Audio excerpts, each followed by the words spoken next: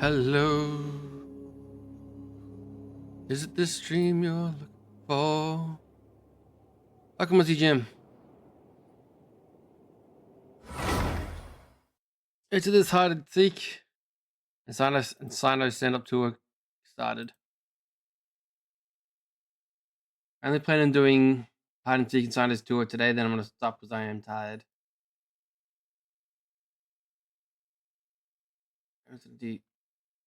These things I need to do. And then go die.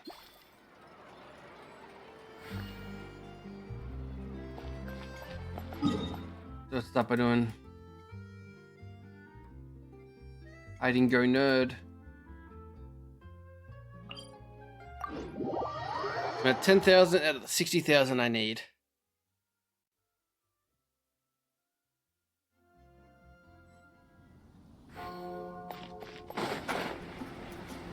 It's pretty cold tonight.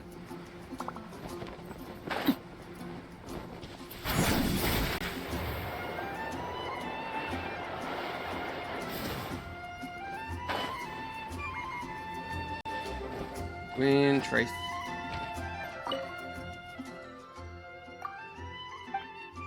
Yeah. So I'm gonna play I'll be playing at least 5 matches, probably around 6.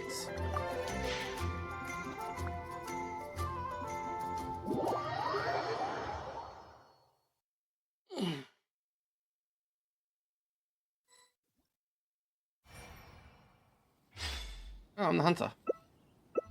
What's your hunch?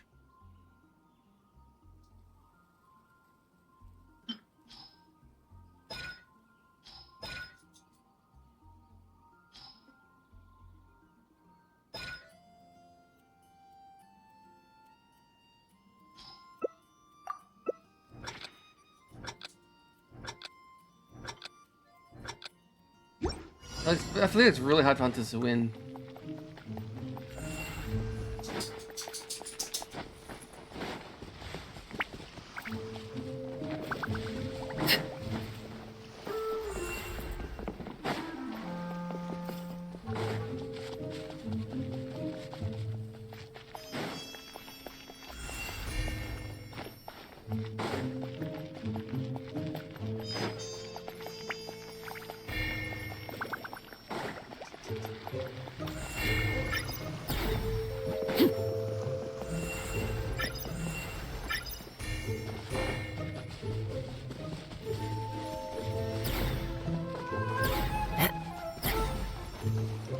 Why don't I capture him?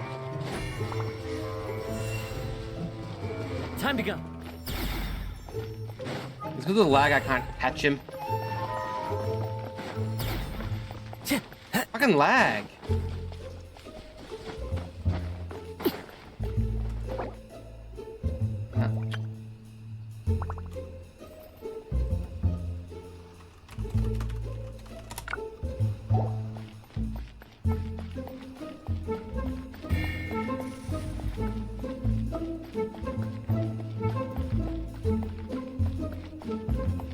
There's literally so much lag I can't actually catch them.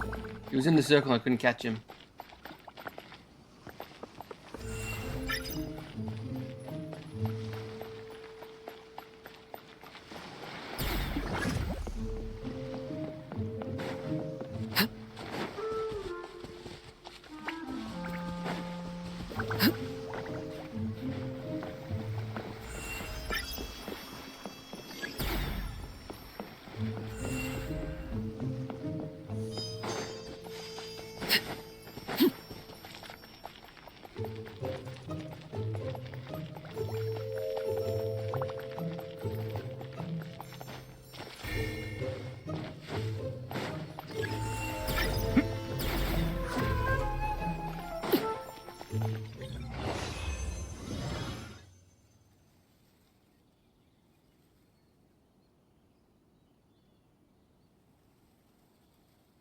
The only weird noise is my dog's fighting.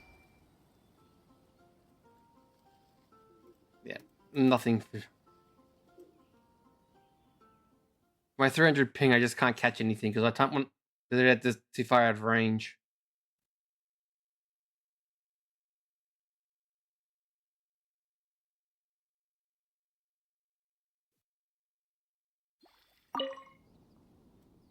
It's really annoying.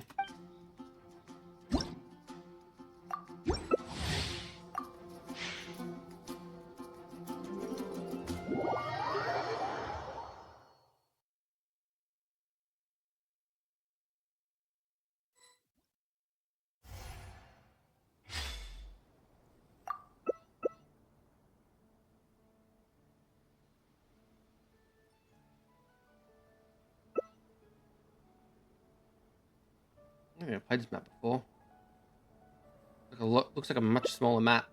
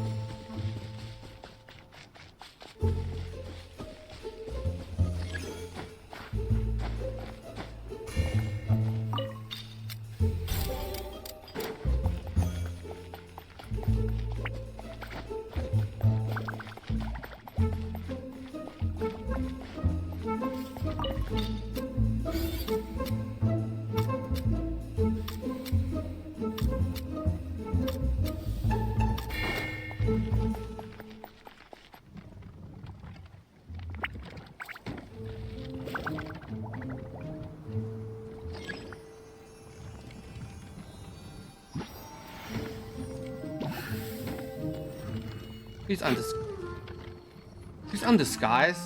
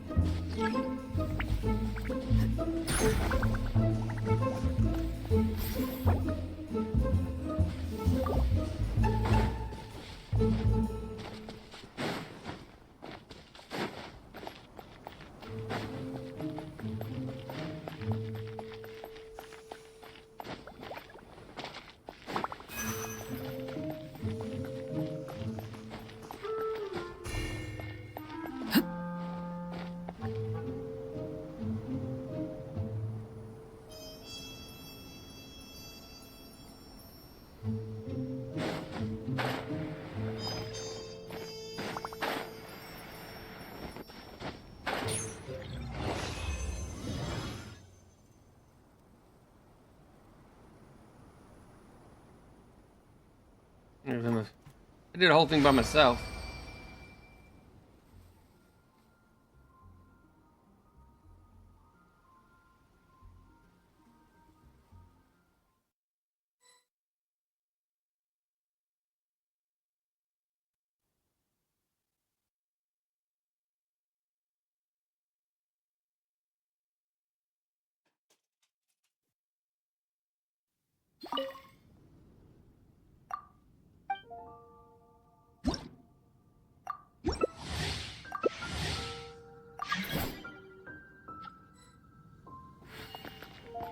I don't like this version of Trace.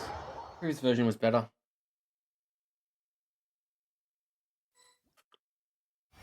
Ah, great on the fucking answer.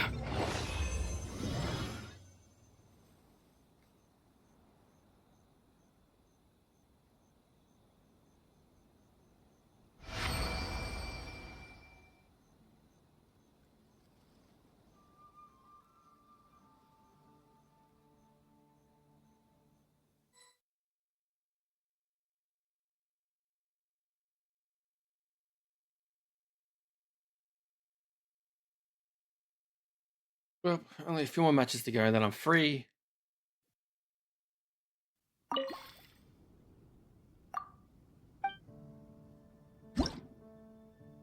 We got 3 more matches to go.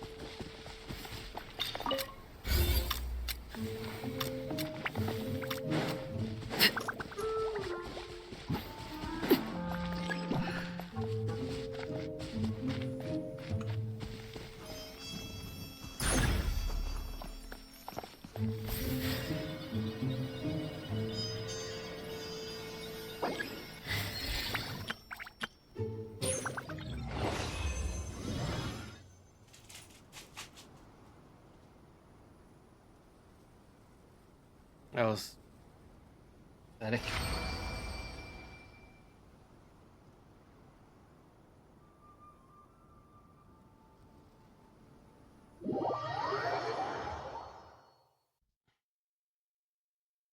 It's either reach stomped by the hunter, or the rebels instantly win.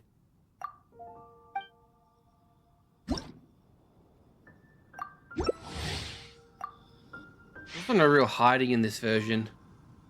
Sort of just grab the things you go on. Like you can't really hide anywhere.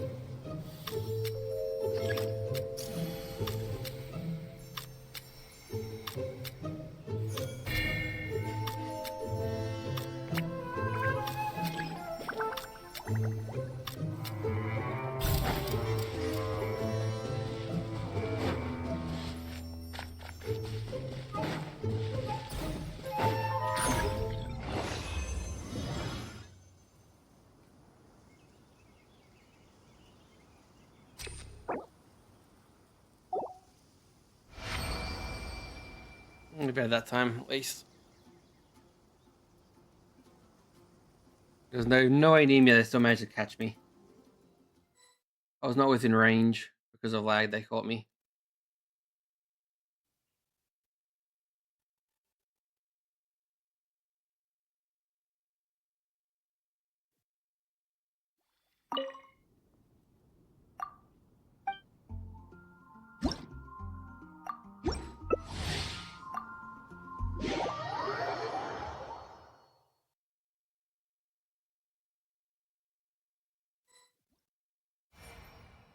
And I'm hunter again.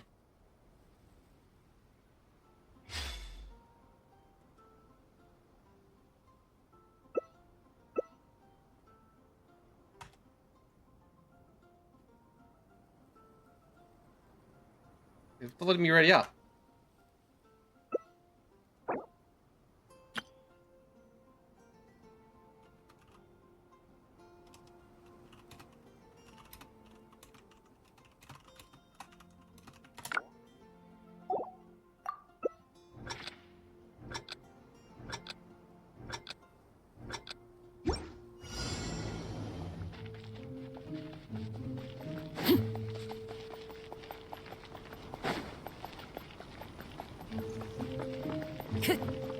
Time to go.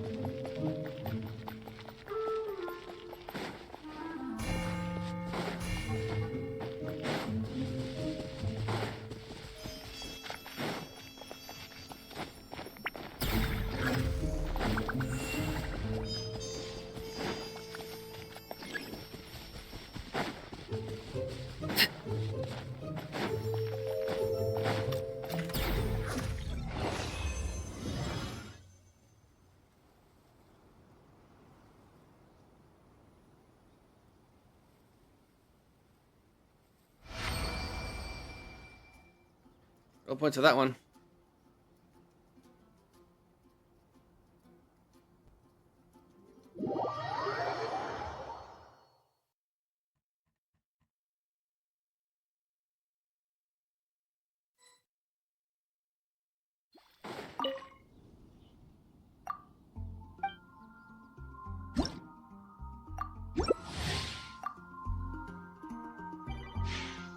This should be the last match, hopefully.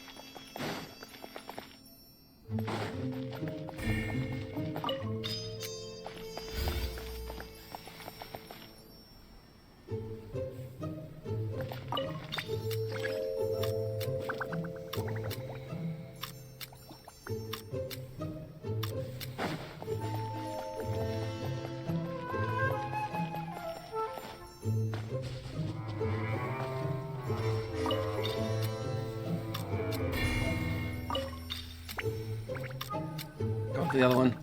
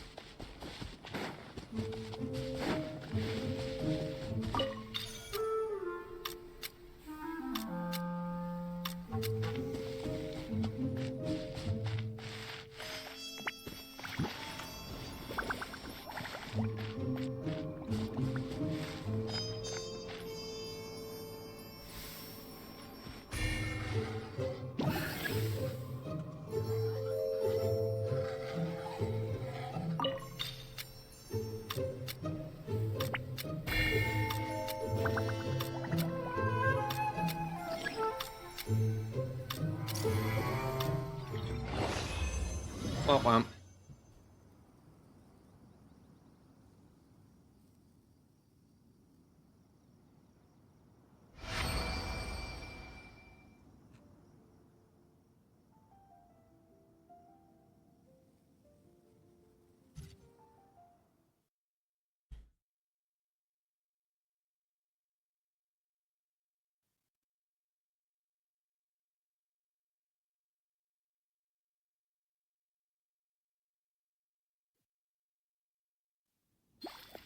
I'm free.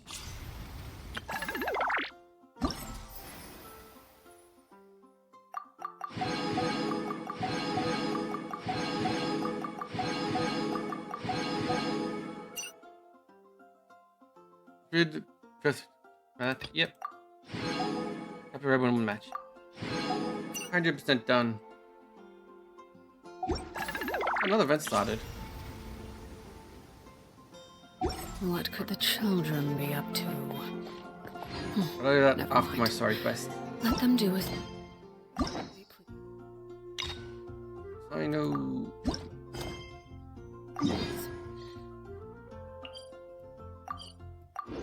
And continues Steino's comedy tour. I wish it was a comedy tour. He's terrible.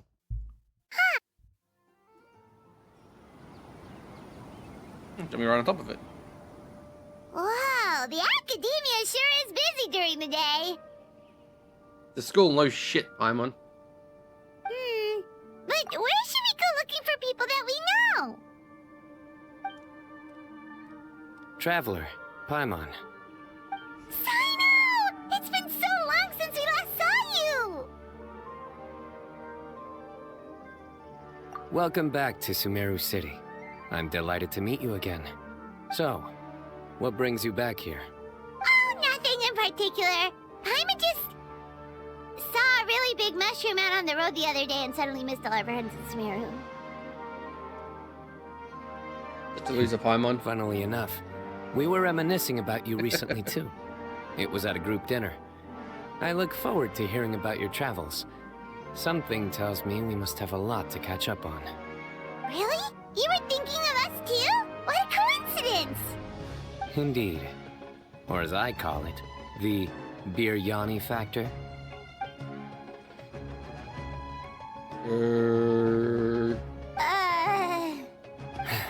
You really want me to say the rest? Okay. It's always rice to meet stew again. Oh, darn, he said it. I wouldn't have had Paimon time to pay up. You like that one, huh? You must if you remember it after all this time. Admit the truth. You have long been in awe of my razor-sharp wit. All right. Here's your 500 Mora.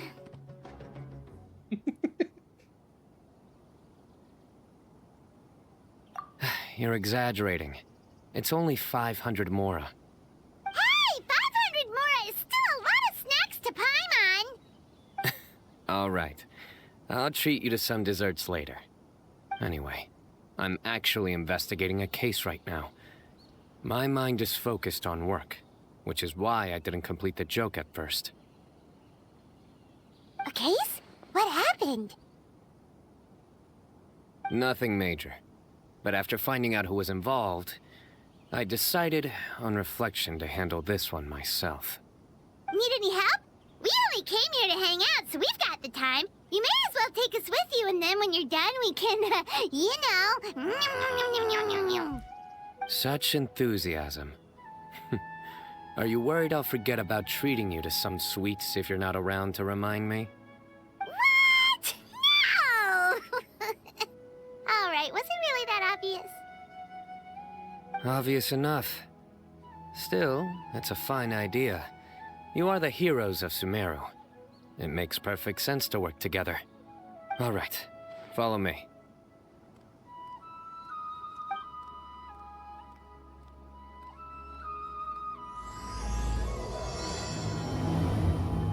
Oathkeeper Act.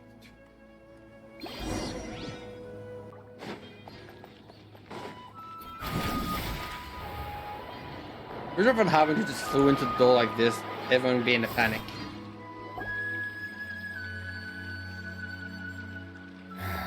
Do you see him?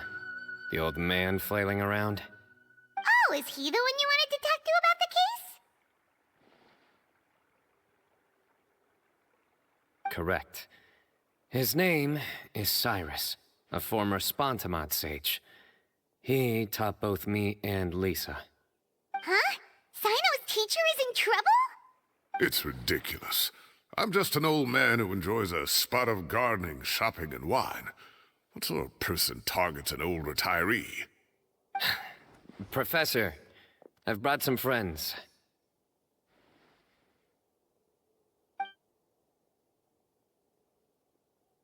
Ah, Sino. Now who do we have here? Hold on, let me think. A flying fairy dressed in white? A youth who does not seem to hail from this land? My goodness. You must be the legendary traveler in Paimon. I've heard all about what you've done for Sumeru. Wow, looks like we're really famous. I've told him about you before. You are my friends, after all. Good to meet you, sir. We are here to help Sino. That's right. Let me summarize the situation. A couple of days ago, Professor Cyrus suddenly received a threat letter. A threat letter? Oh no. Exactly. Who sends a threat letter to an old man like me, for goodness sake? This is the letter in question. Cyrus, I have uncovered your secret.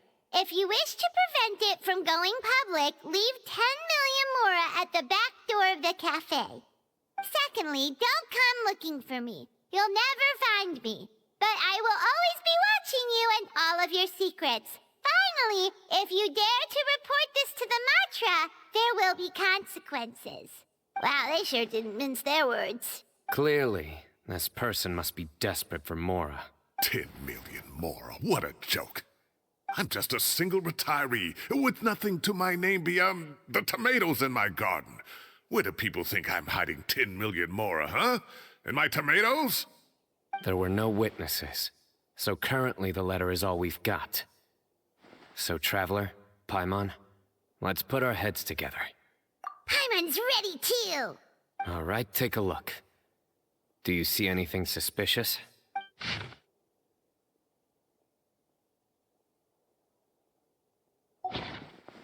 Some descriptions other than the threat that didn't come in an envelope. Could be written on the creeps paper I'd left Cyrus to find. Very good. The paper has a rather rough texture. It's not the typical kind you see in most books. Another thing is, some of these strokes look kind of blurry. Could there be an issue with the ink? Possibly. And I bet the paper has something to do with it. Most of the paper around here is much smoother than this, and the ink is absorbed quickly so it doesn't run. This paper, meanwhile, it's very coarse-grained, almost as if it's made from some sort of plant matter.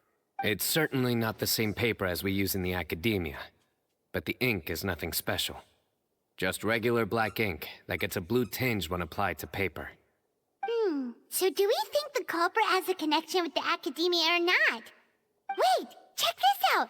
Looks like this part got wet at some point. Agreed. The staining suggests it was a colored liquid, not plain water. It also looks like it was wiped off with a damp cloth. A colored liquid, so... tea? Wine? Looks like we're thinking along similar lines. Let's go talk to Araf. There are some things I'll need him to take care of. Alright, none of your business. Like, I'll be right back 1 sec.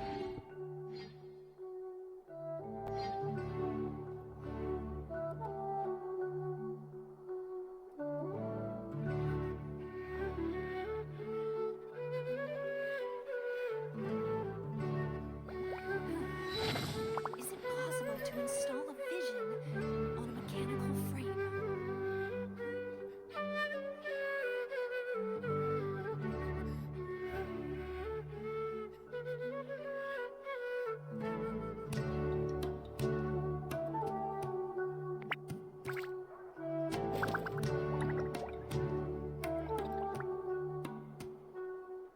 Oh, my dog's being rascals.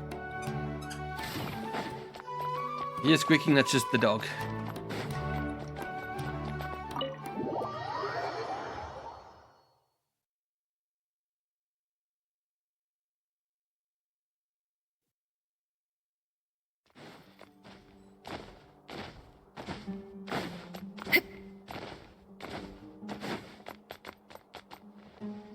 Yeah, cats. Araf. Ah, there he is.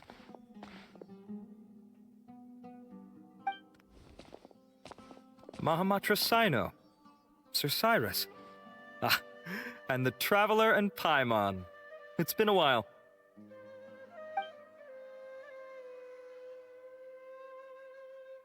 As such, I'm inclined to believe that the culprit in this case is a student at the academia.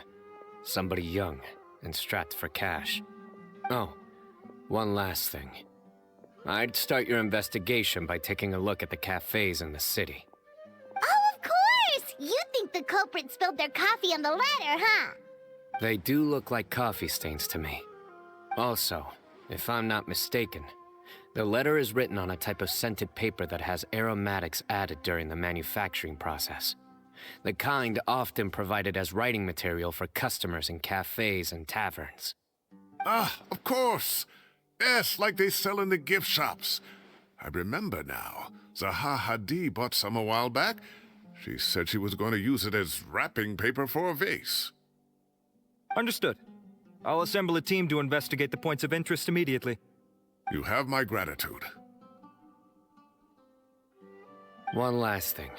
Send some Matra to guard the entrances and exits of Sumeru City. And change into plain clothes. Don't let them see you coming. Will do.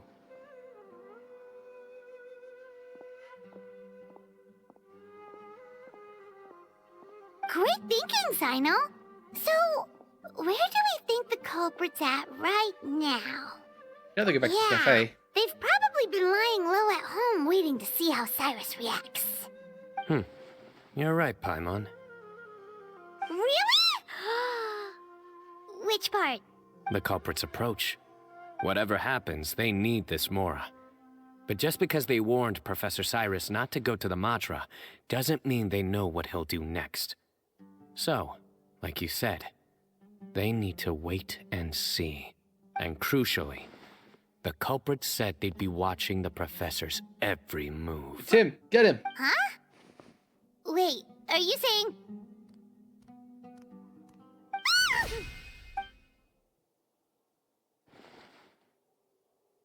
Found you! What are you doing? You wrote the threat letter! I don't know what you're talking about. What threat letter? I sensed someone was watching us from the shadows the moment we entered the House of Dana. You managed to stay relatively well hidden for someone reckless enough to threaten Professor Cyrus. There are a lot of people here, but we were looking specifically for Araf. Whoever followed us the whole way was likely to be the culprit. I was just listening in, that's all. You know something big's going down when Mahamatra Sino shows up, right? So I got a little curious. What's the big deal? You smiled when Araf left. I saw it as clear as day. Is smiling a crime now? There are coffee stains on the letter. You mixed some coffee with water, gently smeared it onto the paper, then wiped it off with a wet cloth, all to create the impression that the letter was written at a cafe. Closing off the exits to the city doesn't affect you, because you already live here. And as long as the Matra were focused on the cafes, you would be free from scrutiny. The cafe was a red herring all along. You had to be somewhere where you could monitor the professor's movements. You can't pin this on me! I haven't done anything! Really? Then why are you shaking like a leaf? The innocent have no reason to fear the Matra. But you, your heart's racing, and your eyelids are twitching. You're a terrible liar. I would never... Don't try anything or you'll pay the price. Now come with me. And that's the end of the quest. That was over quickly. Sino already caught the guy. You're telling me. 1 minute I go out for a quick smoke, the next minute I see Arav already on his way back to meet up with looked like a young guy, too. Couldn't have been much more than 30. But after what he's done, I'm afraid he's ruined his whole future. Everyone, it's all over. Gosh, that was so fast! The culprit's name is Uraka, a 16-year-old student in the Rataoish Darshan. Huh? 16? Cyrus thought he looked 30-something! We checked his records. He's 16, a third-year student. But he looks so old. Yeah, seriously. Foolish child. He's too young for the criminal life. What the devil drove him down this path? We questioned the culprit regarding his motives. He, Oh, just spit it out. Nothing can surprise me at this point. Very well. It's our understanding that Araka is a mediocre student who has been underperforming in his classes. He started taking extra tutoring to improve his grades, but developed a gambling habit around the same time and lost a lot of mora. Down on his luck, he went to the tavern for a drink and overheard some people chatting about Sir Cyrus's comfortable retirement. They mentioned that he's always arguing about his tomato plants with some old woman on the street. Some old woman on the street? Goodness gracious. Has that rascal attended a single one of his classes? That old woman is Kasharwar's very own professor, Zaha Hadi. How can he not know who Zaha Hadi is? Is this going somewhere? Oh, right, yes. So another thing. We don't just argue about tomato plants. And what are they trying to insinuate by comfortable retirement? A man grows a few vegetables and suddenly he's living a life of luxury? Maybe it's more the fact that you have the time to grow vegetables in the first place. Araka mentioned he'd heard a rumor, alleging that Sir Cyrus illegally obtained a large sum of money from the desert before retiring, and kept it for himself instead of reporting it to the academia. Araka believes this money to be the reason why Sir Cyrus hasn't kept up with any academic research or other projects since his retirement. And given your advanced age, he thought you'd be an easy target to blackmail. Oh, Araka. I'm at a loss for words. I'm so angry I don't know where to start. People make up rumors all the time. I am quite confident that Professor Cyrus has never embezzled a mora in his life. Arav, you'll have to find some excuse to interrogate Araka again later. I need you to deliver a few firm fistfuls to him on my behalf. I completely understand how you feel, Sir Cyrus, but I'm afraid that course of action goes against the Matra's principles. Professor, there's no need to be childish about this. Oh, come on. I was clearly joking. Okay. Where does this go from here? The academia will determine the appropriate disciplinary action against the student. And as for the individuals spreading rumors about the professor's obsession with tomatoes and some old woman on the street, there could be a slander case here. The Matra will continue to investigate. Who said I'm obsessed with some old woman on the street. Mind your wording or you'll start a whole new rumor. Dun dun dun. You seem confused. Oh, don't you understand? Uraka is just a young boy who made a very rash and very stupid decision based on some groundless rumor he heard. Besides, I didn't actually hand over any Mora to him. The whole thing sounds a lot worse than it is. All it costs me is a little reputational damage. That's all. Please rest assured, Professor, that the Academia will issue a fair and reasonable punishment. That means not right Yes, there. I have no doubt about that. But as a former educator, I'd still like to have a serious conversation with the boy's parents. Their family lives in the city, yes? Correct. We looked into the family. Both parents are merchants and they're often away on business. They've never taken much of an active role in their children's lives. Oh, what a mess. You don't have to seal the evidence away yet, do you? I'd like to have that letter back for the time being, if possible. I need something concrete for when I talk to the family tonight. We have to show them how serious this situation is. The relevant authorities have already reviewed the evidence and are now discussing Araka's punishment. You can hold on to the letter for now. Just make sure to return it within a couple of days. Oh, so you'll be able to close the case in 2 days? Give or take. Cases like this are quick to resolve. Very good. Well, thank you for all your help. Perhaps we can all go for a meal together. Oh, my treat, of course. He's My being apologies, very Sir suspicious right now. Cyrus, but I have a prior commitment. Enjoy the meal, everyone. Ah, I see. Well, that's a pity. But Sino, you have to come. You found the culprit at record speed, and I owe you for that. Ah, and isn't Tainari in town at the moment? Bring him along, too. Wait, you mean Tainari's in the city? He is. Tainari's master, Sir Nephis, called him and Kale to the Academia to help out on a project. They should be at Nephis's office at this hour. Though I must say, I'm surprised you're extending an invitation to Tainari. Did you do something to offend Sir Nephis? Don't be outrageous. Nephis offends me all the time. It's never the other way around. Anyway, hurry up and fetch Tainari. I'll head over to the tavern with the Traveler and Paimon. See you there. Go on now. Don't keep us waiting. Oh, there's something suspicious going on.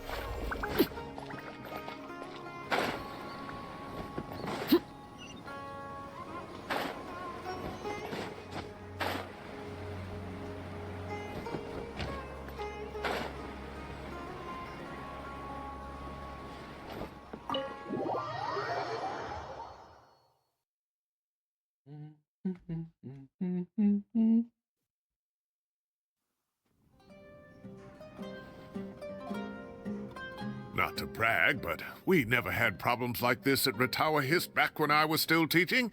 And if you don't want to take my word for it, you can ask them. They were students at the time. They'll tell you what it was like, won't they? I was out in the forest at least 4 days a week back then, thanks to a colossal workload from Master. It wrought havoc on my poor tail, so I didn't exactly keep up to date with what was going on at the Academia. Most of what I know, I heard from Sino after the fact. Professor's become a lot more laid back in his retirement. He used to be far stricter, and was especially known for being extremely principled. Wow. It's hard enough to stay true to your principles as a normal person. I can't imagine doing that as a sage. It's a pity Kale wasn't around at the time. I would have happily taken her on as a student. And then we'd have one more person who has to address Lisa as upper-class woman. Really? Can't you just call her Lisa? She seems to prefer it when people treat her like an older sister. Oh, believe me, back when she was a student, nothing made her happier than the younger students acknowledging her seniority. Whoa, more food? Are you sure about this? We don't want to take advantage. You lie, Paimon. Oh, don't worry about it. Order whatever you like. And if it's not enough, order some more. After all your help today, treating you to dinner is the least I can do. I thought I heard some familiar voices. Ah, and Sir Cyrus is here as well. Oh, Kaveh, it's been a while. Zahahadi was talking about you last month. How have you been? I've been all right, thank you. You're looking very well, sir. I'm glad to see it. Have you eaten yet? Care to join us? That's awfully kind of you, but I had a late lunch, so I'm not really hungry just yet. I'll have dinner a little bit later tonight. I just came to Lombard's to buy some wine, and when I heard some voices I recognized, I thought I'd come and say hello. So what's the occasion, anyway? Some sort of celebration? Consolation, more like.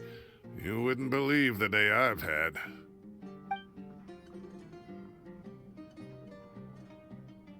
Sounds like things have really gone downhill since I was there. My whole time as a student, I've never heard of anything remotely like that. I can't believe how young the guy is. What are his parents going to think? Young people are always more susceptible to making rash and ill-advised decisions. Their minds are still developing. It's just an unfortunate fact of life. But still, this boy has some nerve. Just look at what he wrote. Oh, it makes my blood boil. Wow, yeah. Jeez. I will always be watching you and all of your secrets. And then he just followed you into the house of Dana? If this were my son, he'd get the scolding of a lifetime. Oh. Luckily, I'm also an extremely principled person. Kaveh! Your order's ready, sir! Coming! I'll have to get going. Have a nice evening, everyone. I'll catch you all another time. Okay, bye-bye! Here I am. The coffee beans are in here too. Yep, it's all there. I'll stop babbling away now. Let's eat before the food gets cold.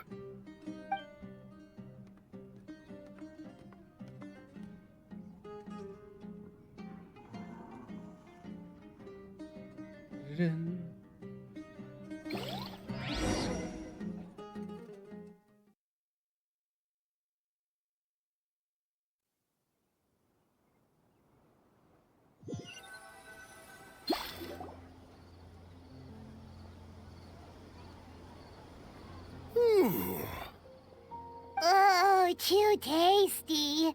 Paimon's belly is about to explode. Oh, mine too. I'll have to walk home to burn some of it off. Thanks for dinner, Sir Cyrus. Master Tainari and I will bring you some homemade herbal tea next time.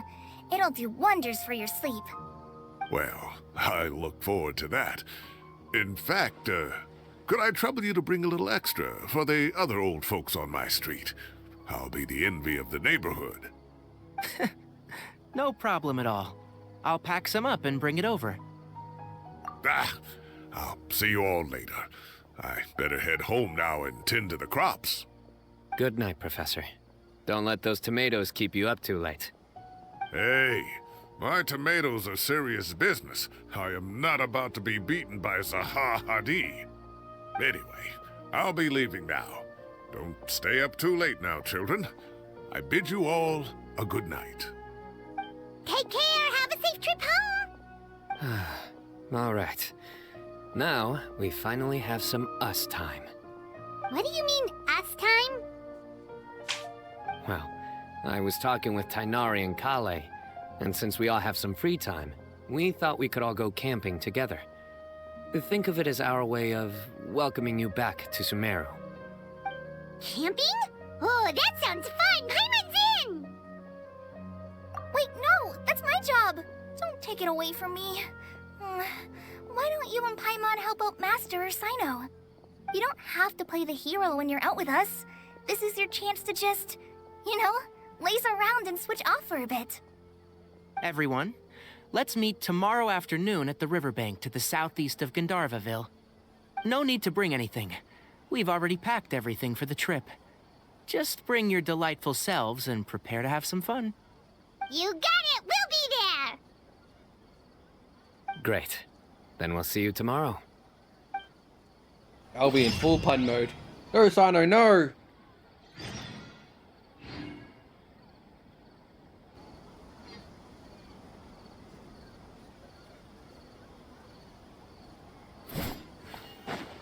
And see that a hero will save us. Lockdown is still here.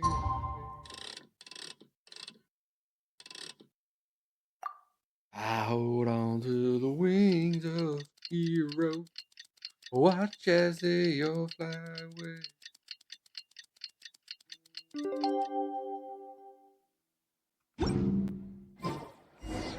Time to set off. Let's head to the southeast of Gandharvaville and meet up with the others. We're gonna camp in the bloody chasm caves.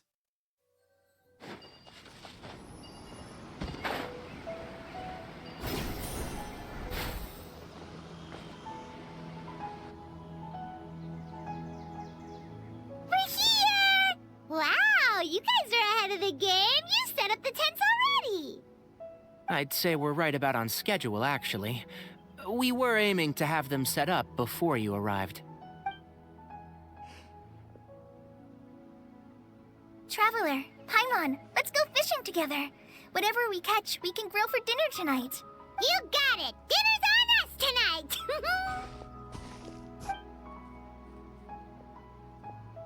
The drumstick's right there. I hope I can contribute too.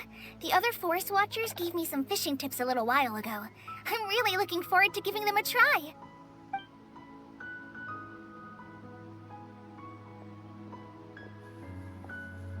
I saw some very appetizing mushrooms in the area, so I gathered a few for us.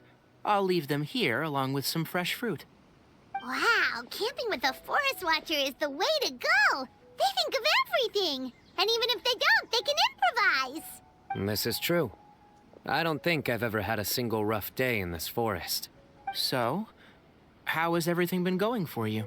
Well, there's been some high points and low points, but we've had some unforgettable experiences along the way. I see. Oh, in that case, you should try a valberry. I bought some from the market this morning. A valuable suggestion. Just don't bury your feelings using food. There it is. All I wanted was to recommend something bittersweet. Oh, I have a sudden craving for fruit tea. I'm gonna go fetch some stuff. Bye! She's like, nope, I'm out. Simon's jokes aside, I'm out of here. She sure made a run for it. She made a run for it. Unbelievable. She made a run for it. So Kale chose the path of tactical retreat. Could it be she foresaw what shall soon come to pass? Oh no. My dear friend, you know what I am about to say. She needs a vacation time. Excellent! A kindred spirit. A great warrior can sense when a duel is nigh. She's like, nope. But it looks like we'll get told off if we start playing now. Let's enjoy the nature for a while longer. Staring him down. Collie red and Ginaru's like, I'm gonna stare. The tripping away, living in the water, relaxing, nice. No agenda, just relax, enjoy yourself.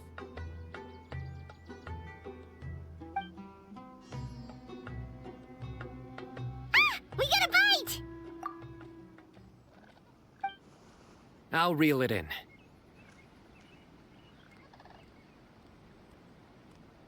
Firewood, spices, snacks, and drinks. Everything's ready. Once Kale gets back, we can light up the fire and start...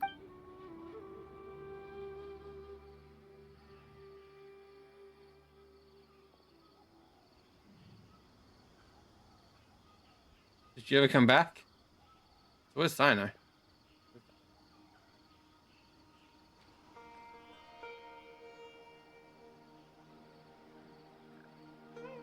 This is so relaxing. Just a nice camp with friends. There are 3 tents. Which one do you two want to take? How about the one on the left? Well, Paimon just thinks the ambiance here is a little better. True. But it's also the closest to the water. If there are any sleepwalking fungi around tonight, they might stumble into your tent. Well, that's no good. Take my weapon.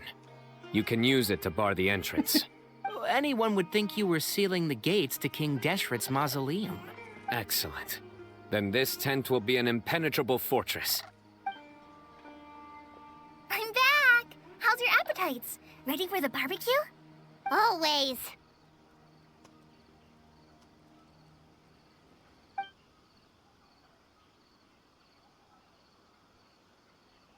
Oh, it smells so good. Paimon's drooling.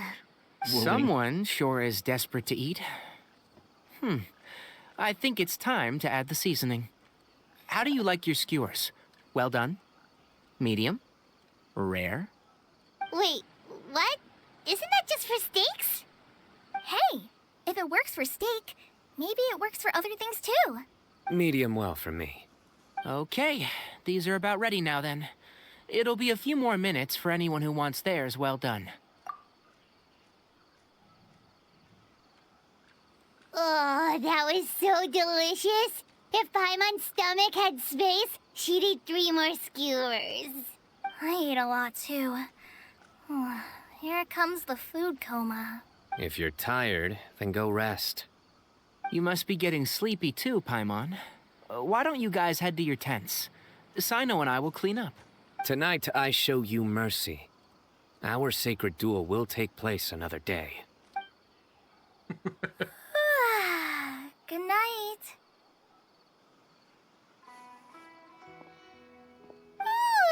Paimon's struggling to keep her eyes open. Oh, don't forget this. The Staff of the Scarlet Sands. Wait, you were actually being serious about that? It's a very powerful weapon. Try it. Paimon can't even lift that thing. Fair enough. You sure you don't want it? Yeah, Paimon's sure. We'll be fine. And even if we do get an uninvited guest in the night, Paimon will be here to take care of the traveler.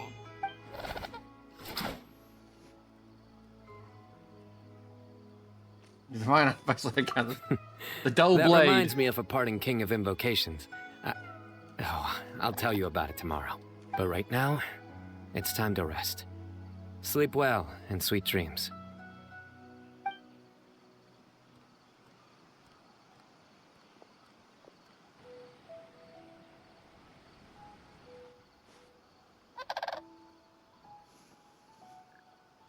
Computer's relaxing. He's gonna sleep like a baby tonight.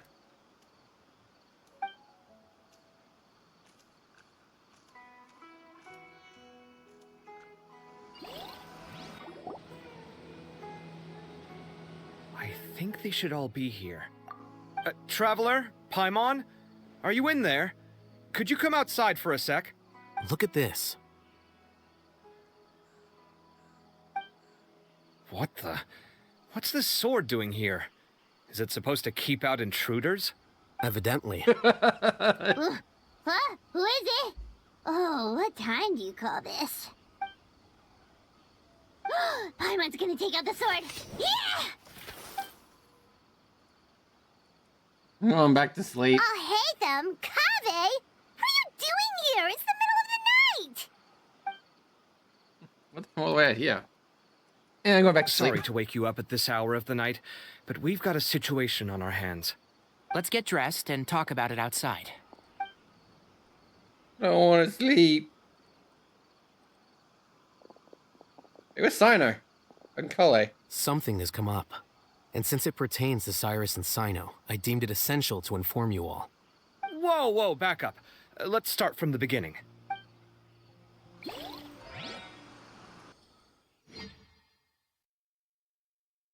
Ooh, it's gonna be a cutscene?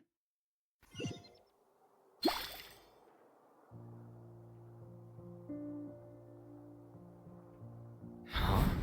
Where'd the wine cups go? I could have sworn I left them here after I washed them. Ah, there they are. I'll have a cup too. Can you see if the cookies are still on the table?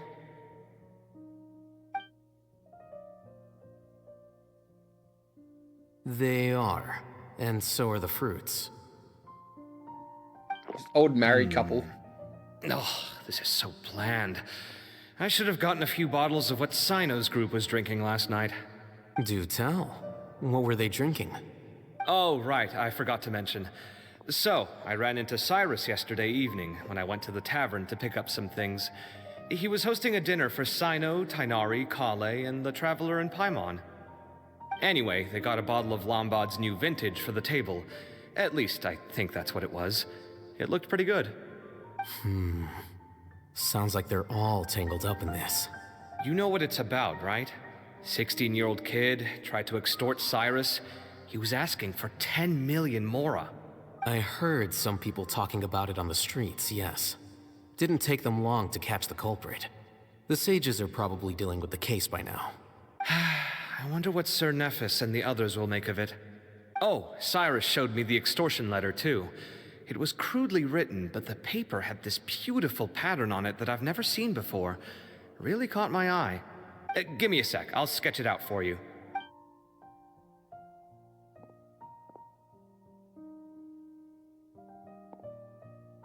People can't walk and turn at the same time. They have to walk straight lines, then turn, then walk in a straight line. Okay, done. Take a look. You see what I mean? I don't think I've ever seen writing paper like this around before. God knows where the culprit got it from. Interesting. These are all motifs associated with the tribes of the desert. What? Really? Take this, for instance. Looks like an outline of a spire, similar to the kind found on some ancient palaces. And the crisscrossing and mirroring here. I recognize that too. It bears a striking resemblance to an ancient emblem, one that hasn't been used in a very long time. Whose emblem is it? It's the emblem of the Temple of Silence.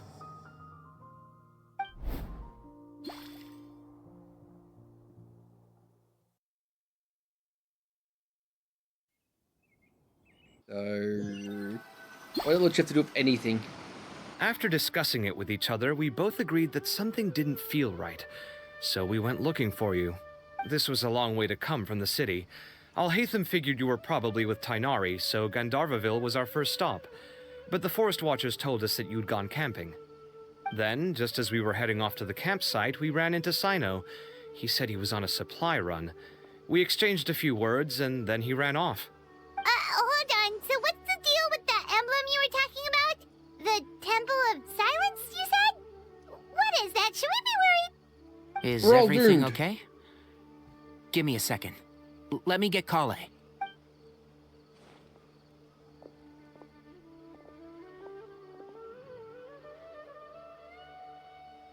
So you've never heard of the Temple of Silence? Well, to put it simply, it's an organization that has existed in Sumeru for over 1,000 years. These days, you can find a Temple of Silence office in the academia. Theoretically, it's responsible for the custody and disposal of information and documents not fit for public dissemination. At least, that's what they tell the outside world. In truth, it's essentially a vestigial institution nowadays. There's an office with their name on it, but it's functionally obsolete. Historically speaking, the original Temple of Silence is said to have been established by Hermanubis, one of the 7 pillars of King Deshret and the greatest of all sages. Most of the organization's members hailed from the desert. By contrast, none of the Academia Temple's current members are from the desert region, nor do they use any symbols connected with the desert folk. So the Temple of Silence at the Academia is just a fake? Wow. It's possible. The real question is, why? My guess is they're covering something up. So, how do you know all this? Sounds like some pretty top secret stuff. Did you forget? He did a stint as acting Grand Sage, and kept the pay raise even after he resigned. Oh, yeah! Paimon did totally forget about that. So you If you're asking me whether I familiarized myself with the documentation in my office, I would respond that that's a perfectly normal part of any job. So much about this doesn't make sense. Why did the emblem of the Temple of Silence appear on a threat letter from an academia student to Cyrus? The student's only 16, and doesn't have any family ties to the desert. So where could he have seen that emblem, or gotten the paper? You said you ran into Sino, yes? Did you tell him what you've just told us? Yep. He ran off as soon as he heard what we said. Given that Cyrus is involved, he's probably halfway through solving the case by now. Still, we should try to catch up with him. At this hour of the night, Sino will probably go looking for Cyrus at his current residence. If the Academia's Temple of Silence really does exist just to cover up the truth, the sudden appearance of this emblem can't be good. It's sure to stir up trouble. We should pay a visit to the Academia. Yes. As the Sage of Amorta, my master ought to know the truth about their office. You can ask him to tell you what he knows. The more information we have, the better prepared we'll be for whatever happens there. If this situation is connected to the real Temple of Silence, the emblem has to be part of a bigger conspiracy. Kale, could I trouble you to send a message to the Core of 30? Tell them to keep an eye out for Sino and Cyrus. Traveler, Paimon, you two come with me. We'll go after Sino.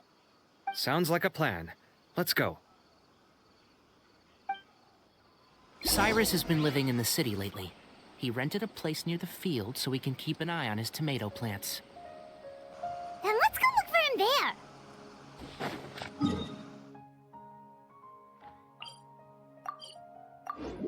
Teleported right into another cutscene, I guess.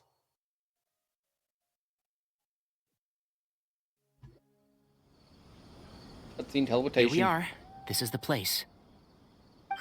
We might be too late. Looks like nobody's home. Oh, Sino moves fast. If he was here, he's probably long gone by now. I know that voice.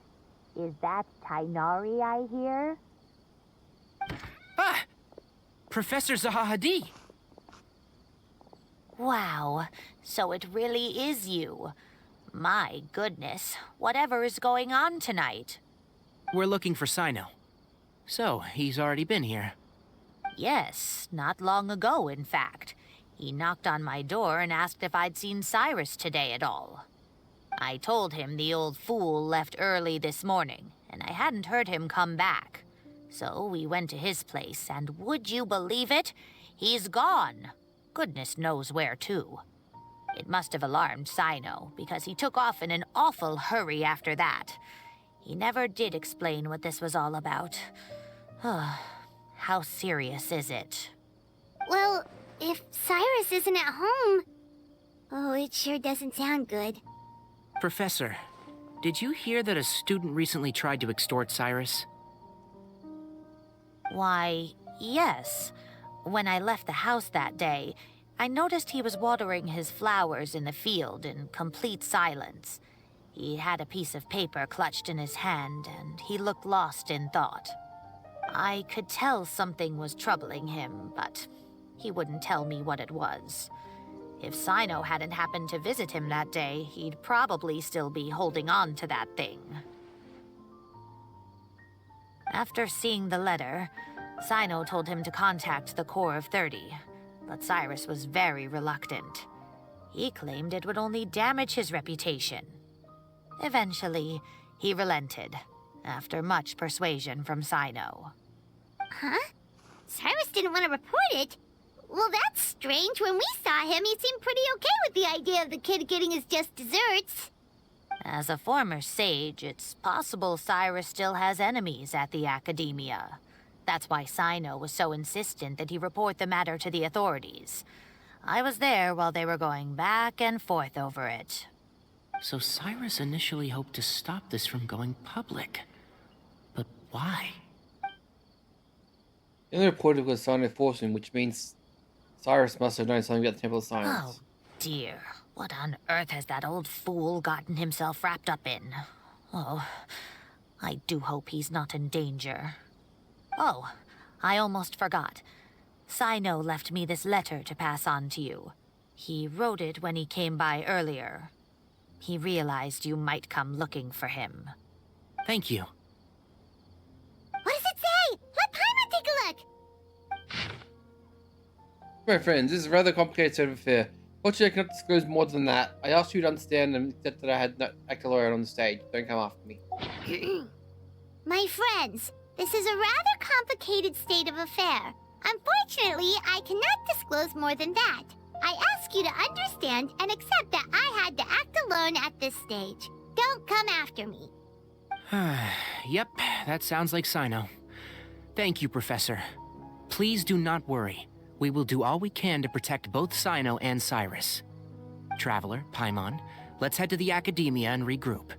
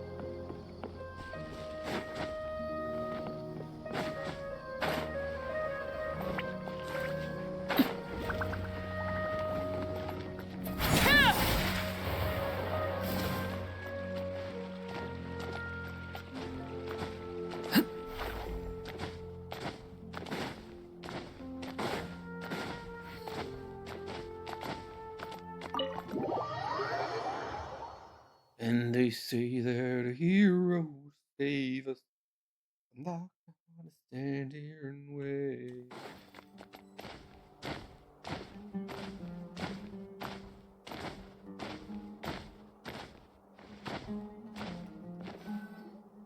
You're here?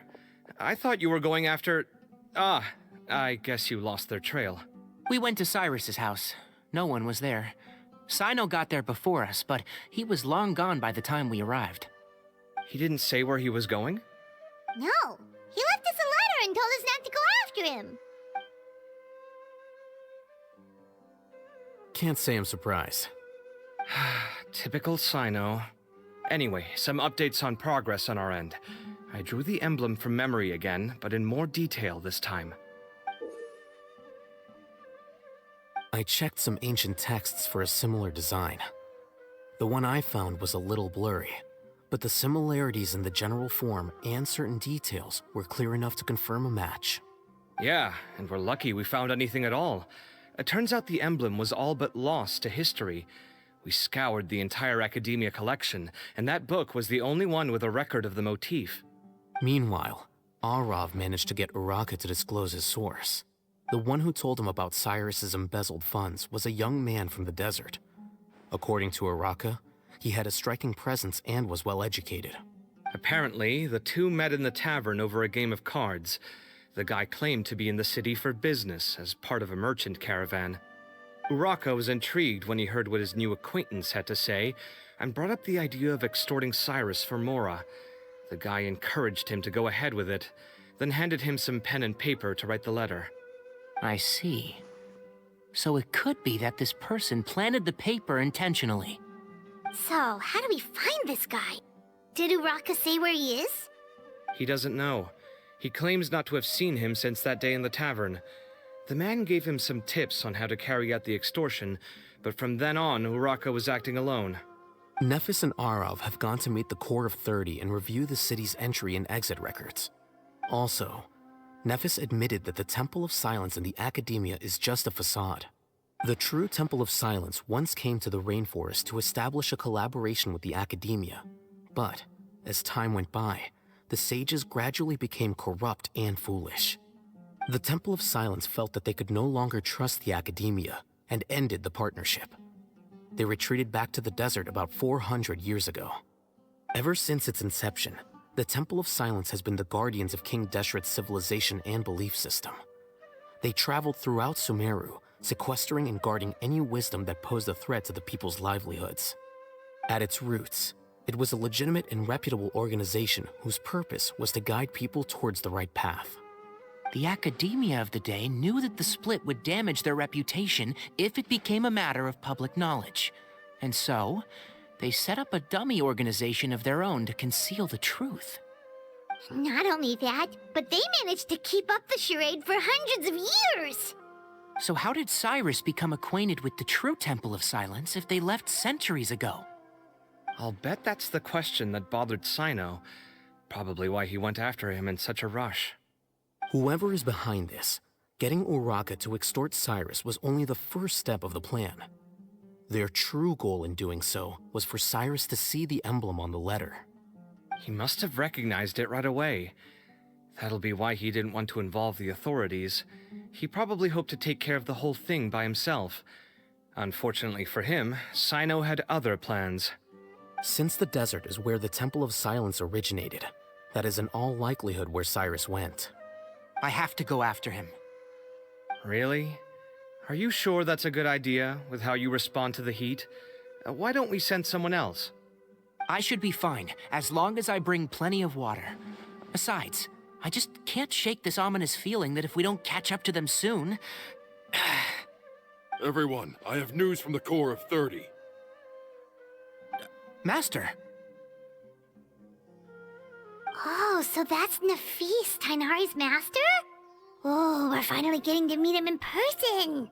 Hello. It's a pleasure to meet you, Traveler. Oh, he looks like a massive nerd.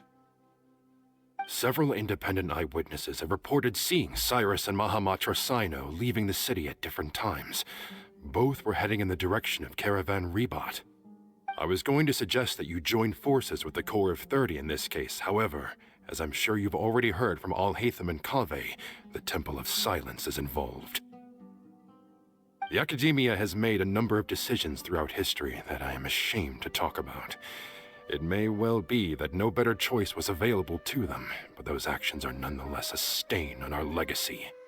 I won't attempt to make you understand the Academia's perspective. Now is the time for action. I understand where you're coming from, Master. But I'm afraid the situation might be more complicated than we thought. I think we need to keep a low profile, or risk making things worse. Good point. If Cyrus is involved with the other side, or worse, if he's fallen into their hands, and...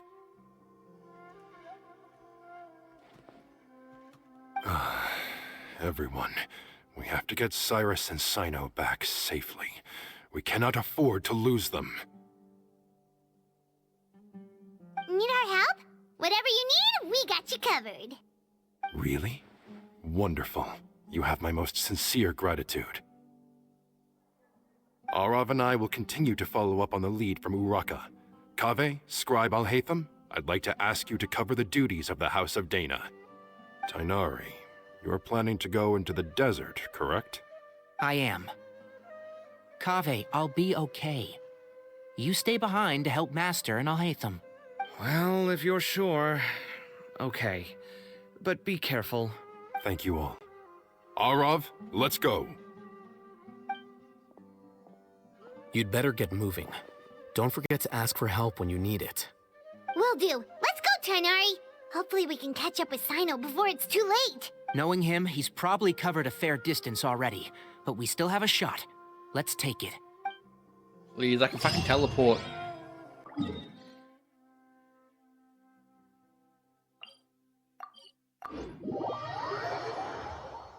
It's teleports. God damn it.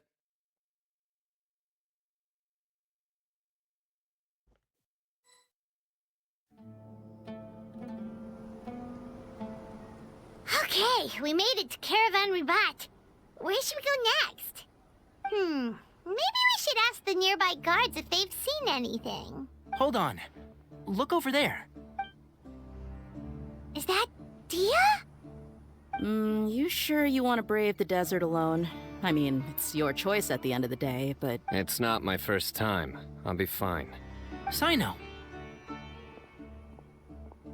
If you're really going to go through with this, then at least take our advice. When you're packing for your trip, budget for 5 days more than you plan to spend out there. Makes sense. Okay, I'll go get ready. Thought we might find you here. You're trying to retrace Cyrus's steps, aren't you? Didn't I tell you not to come after me? I thought I had a good lead on you. Well, sorry, but we never agreed to that. Why would you go off on your own like this? Nothing personal. It's just a complex situation. And I'd rather not involve anyone else if I can help it.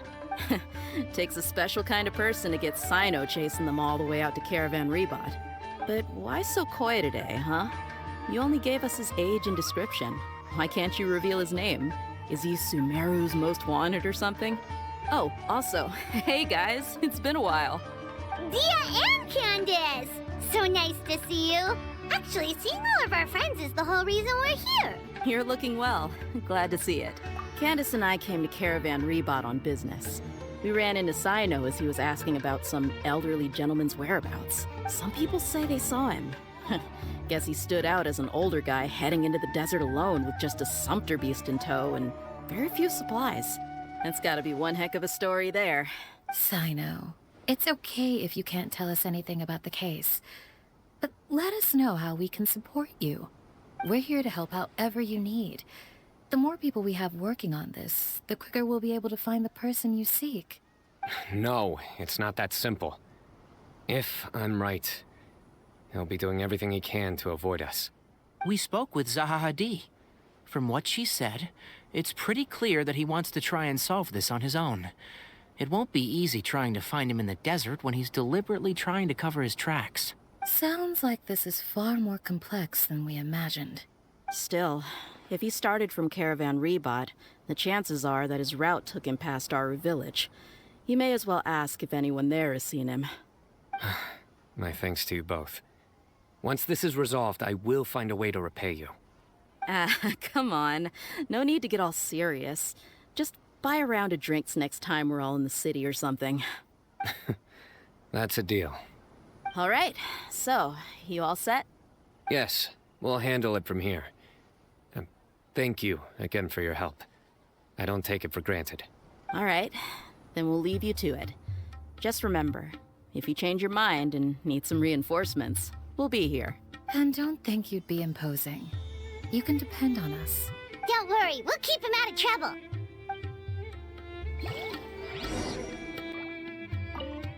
Sino should count himself lucky that the Traveler and Tainari got here when they did.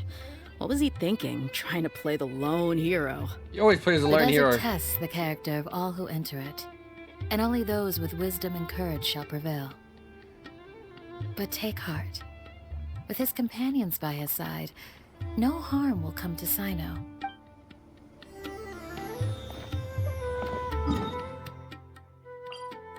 I thought they put all these markers right next to teleporters. Drop in and keep going. Hold on. There's a few things I'd like to clear up. Go on. So, after you left the campsite, we had a longer talk.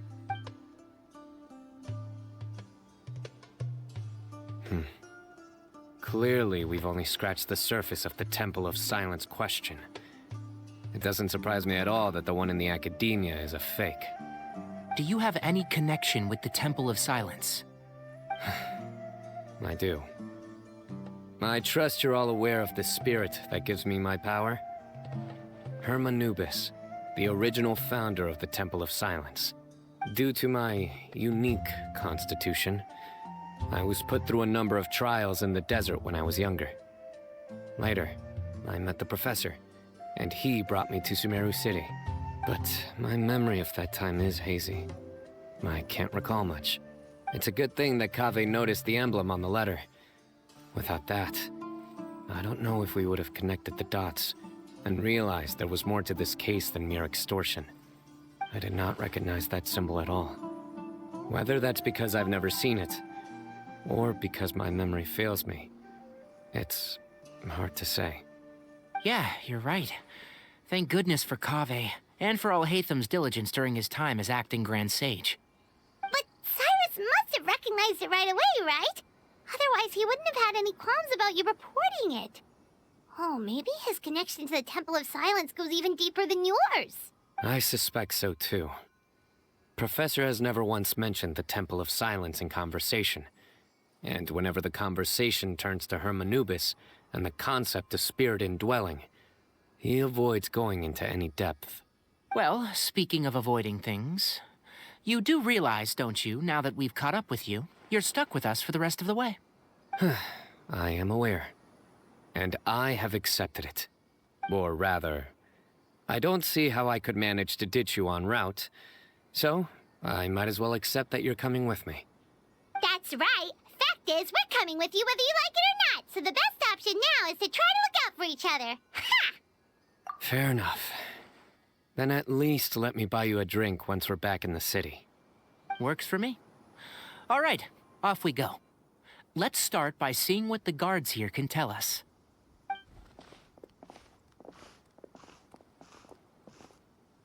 Hello. Mahamatra Sino? I'm looking for someone, so I'd like to confirm any recent foot traffic in and out of Aru Village. A man matching that description passed by Aru Village not too long ago. He stopped by to load up on food and water and feed his sumpter beast, then he was on his way. Where was he going? Let me think. He took a seat by the entrance of the village for a while, and had a brief chat with the person who came to deliver the water. He said he was headed somewhere near an oasis, but he didn't mention which one. Do you have a map? I can mark out the direction he was heading and the best routes to any nearby oases. I have one. Mark away. Great.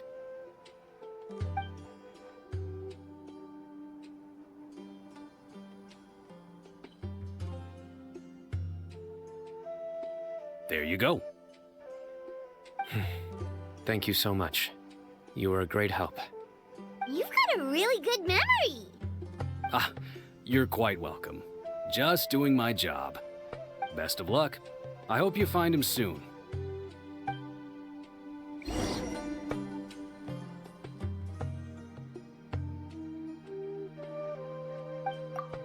What the hell, Joseph? Well, the voices went. If you're doing well, we'll meet again. Definitely meet Jared again. Oh, this is the. That's for Tizard. You can find him in Academia stuff. Tizard adventure. Could it be? Or you can find. Okay, I got pulled into a side world mission. During an Academia, traces of past. Part of Tizard's Hunty's recent expedition in the desert. Yeah, how'd you know? This is really you. You mentioned you both acknowledgement for his paper. Oh yeah, he did say he would focus on writing a paper once he got back. It's already done? Yep, he locked himself in a room once he got back to the desert.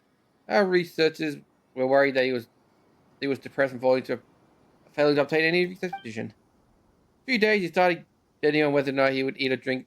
First when he finally came outside, so he finally charged out and submitted a paper to the Academia. The Golden Slumber, a study of governance, the later period of Alhamia's civilization. Stages of survival. It may sound rude, but I never expected Tizard to be capable of writing such a groundbreaking paper. Groundbreaking? They're really impressive. Like Parmon's sluggish. That means Parmon also very impressive. Anyway, how did he thank us in groundbreaking paper of his? Let me think. At the end of the paper, so I can remember it very clearly. I'd like to dedicate the last paragraph to the traveler and her companion. They are like the corals that bloom in the nursery, bread and salt during a long trip, as well as a gift to me from the desert. Without them, there's no way I could complete this paper. Oh, he's a really funny guy. Gift for the desert, huh? That's questioning. He did pass though. No, you deserve the praise. Anyone would help the research during the paper. Writing process really acknowledgement and gratitude. In order for research, there's nothing more painful than writing a paper. If there is, it's still getting stuck at writing a paper. Visitor is worrying about his paper when we first met, but we suffered quite a bit before then. To tell the truth, lately I've been trapped in the state of suffering, as well as decided into the desert seeking perhaps I can make my new discoveries. I don't expect to be every person featured in acknowledgements. The fate brought us together. Tell me how it helped him. Awesome. I don't think taking the day off coming to our village would be a great choice. Let me give you two warm welcome. How does treating you a meal sound? Of course, compensation for your troubles. Whenever it is paid, let's discuss that later. Yay, let's just food and Mora.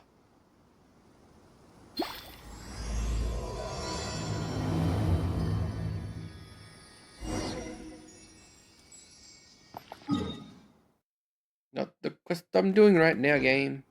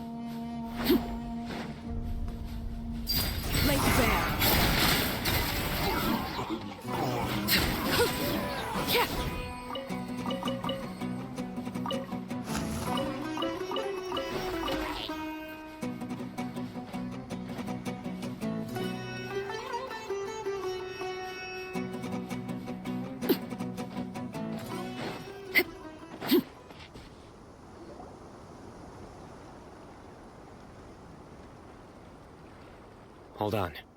I see some people over there.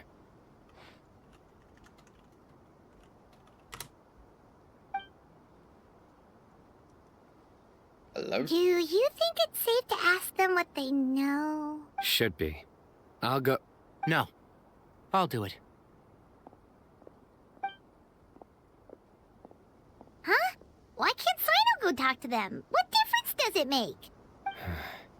Given my background, appearance, and the way I dress, I might not be the most welcome visitor here. Just in case, it's probably better to let a more neutral party handle things.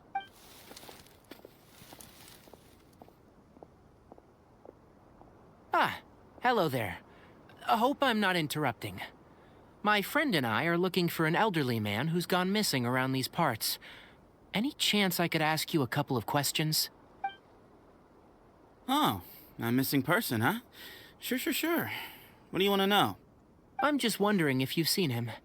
Let me give you the details.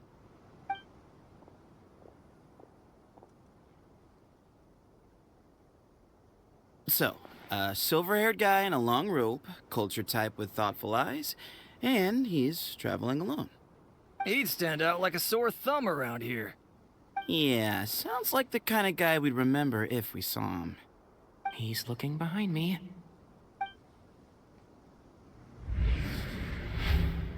Uh-oh. That guy's looking our way. Your friend over there stands out a lot, too.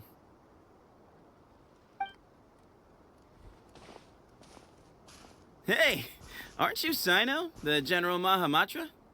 Yes, that's me. You don't seem surprised that I recognized you.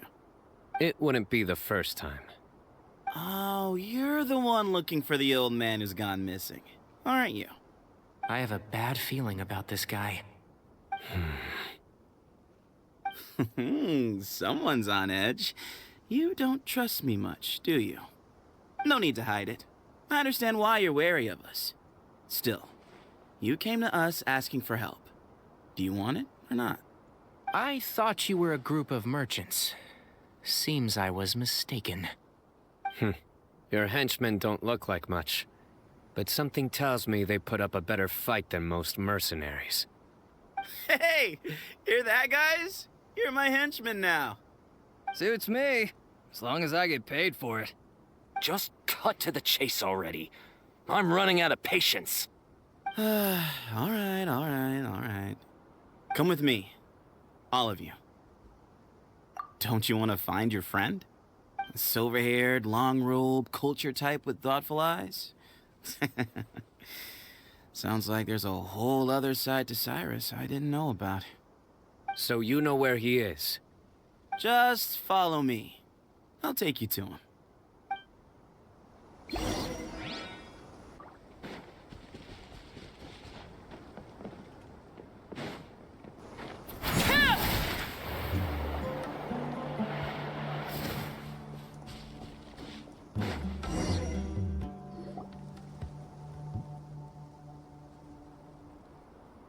And here. What? Where are you looking? There's nothing here. Please step back. Whoa, something's coming out of the ground! What is this enormous building doing here? And how was it so well hidden? King Deshret's technology? Wait, so... Hold on, who are you guys really? Is this the Temple of Silence? So you're a member? All good questions. There'll be plenty of time to address them later.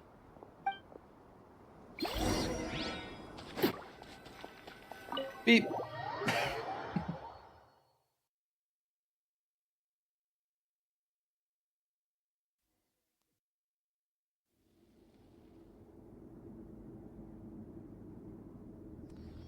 This is not what Paimon was expecting to find in the desert, especially not hidden right next to an oasis.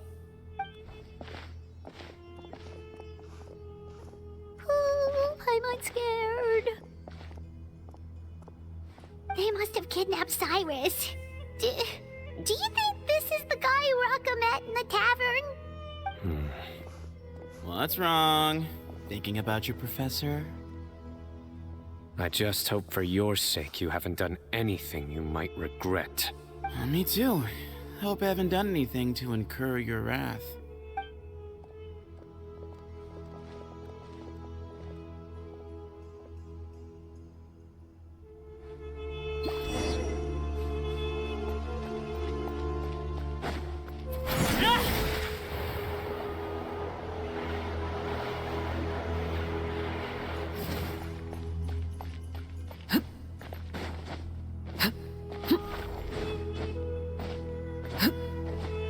I was having Elon in my team.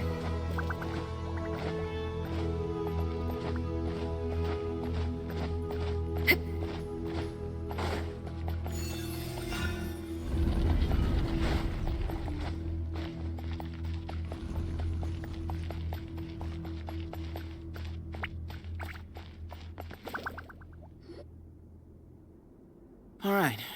You can wait here for now. I'll inform our leader that you've arrived at the Temple of Silence. Sit tight until he comes to greet you. So he's just gonna leave us here unattended? Maybe we're not being kidnapped after all. They can't have been at the oasis by chance. They were waiting for us. Whoever the leader is here, they were obviously counting on us showing up. So this is the Temple of Silence.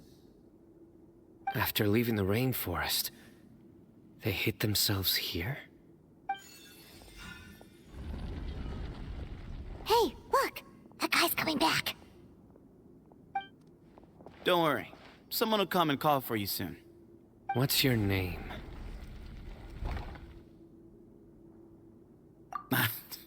Sorry, guess I was so delighted to see you, I forgot to introduce myself. My name is Sethos. I'll be here if you need me, but I'm not planning on answering all of your questions. Other than that, you can occupy yourselves however you see fit.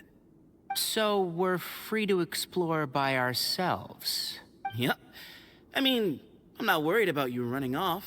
Cyrus is here. And unless I've misunderstood, you're all quite anxious to see him again. He's right. Well, if we've got some time, we might as well take a look around.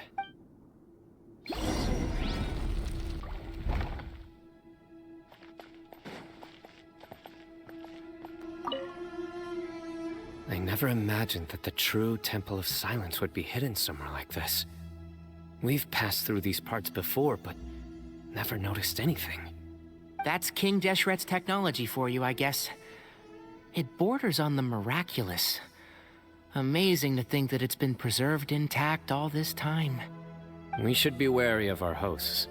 Still, at this point, we can be confident that the professor is safe and sound, so that's something.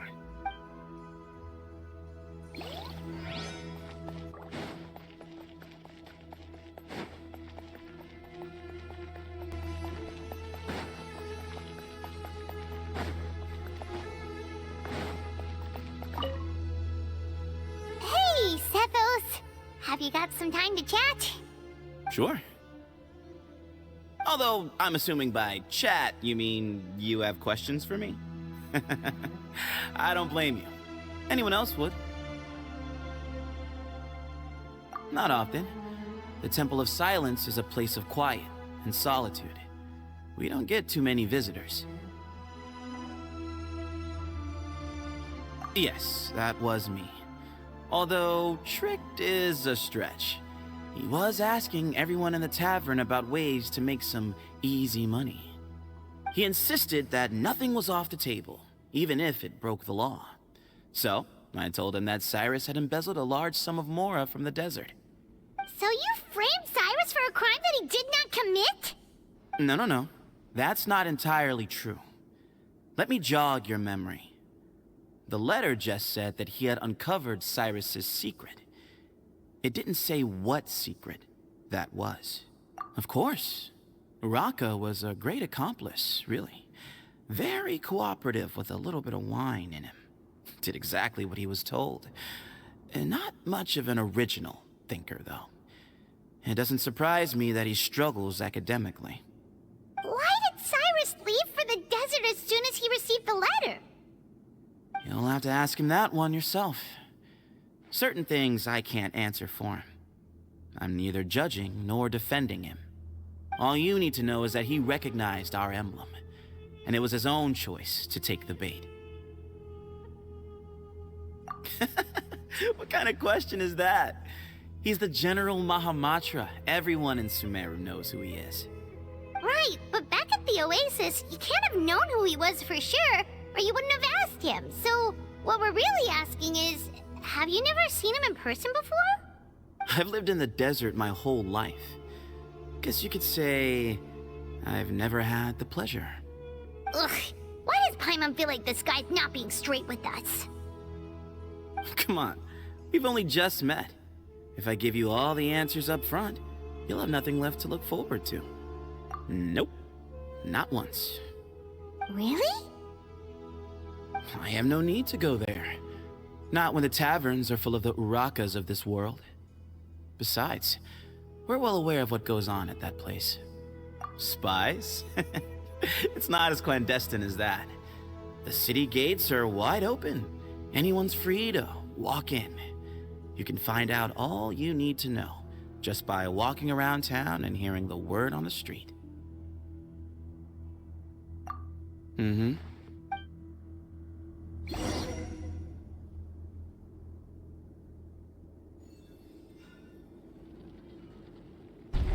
Ah, here he is.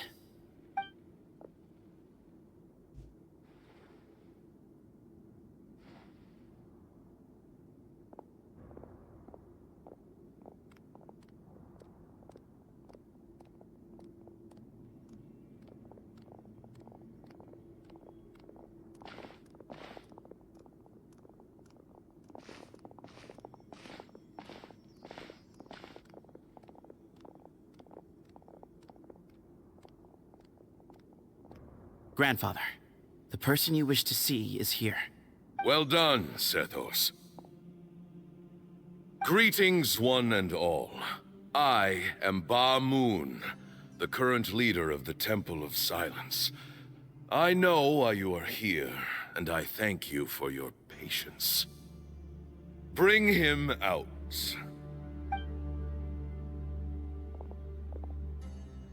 Professor!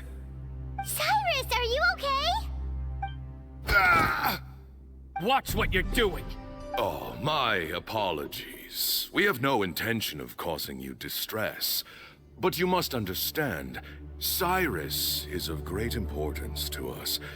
We had to find a way to bring him back to us. Cyrus owes me his life, and to the Temple of Silence, he owes a debt of gratitude.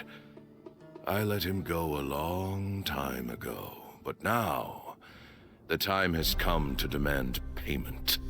I wanted to end my feud with this old bag of bones before you caught up with me. But you got here so quickly.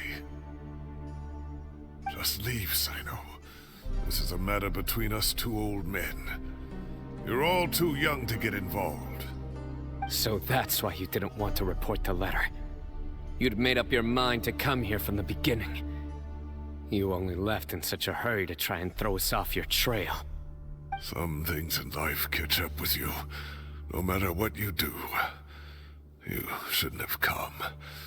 That alone brought the others. Sino didn't make us do anything. We came here for the same reason he did. To rescue you. We'd appreciate you telling us the truth. Otherwise, it seems a little unfair on everyone who had to stay behind. My secrets are secret for good reason.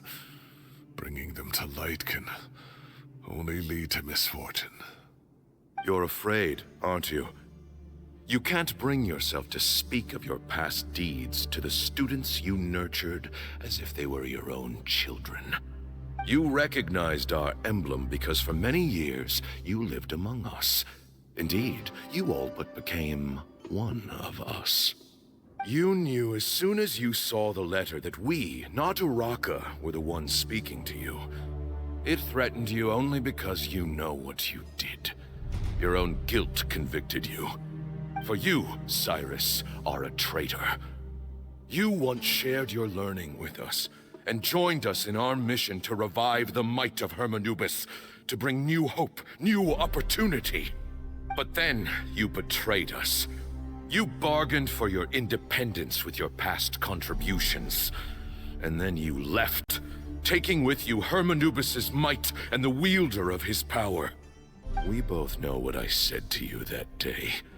That as the leader, I grant you permission to leave, but that one day, the sands of time will catch up with you. And when that day comes, you must pay the price you owe. You really know how to hold a grudge. Hermanubis' might? And the wielder of his power? Does he mean you? Professor, anything to say? The moon is right. I came here once before.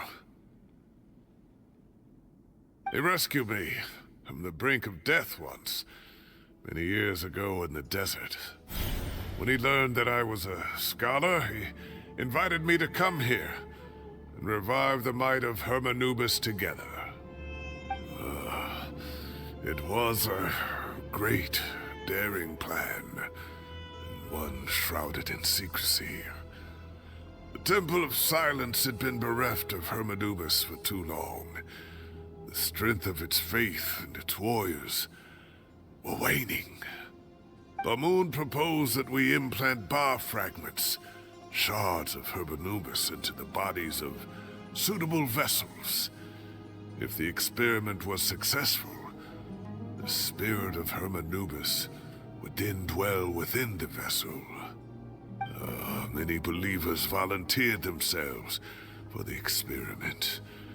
But we soon discovered that the bodies of grown adults could not withstand Hermanubis' power.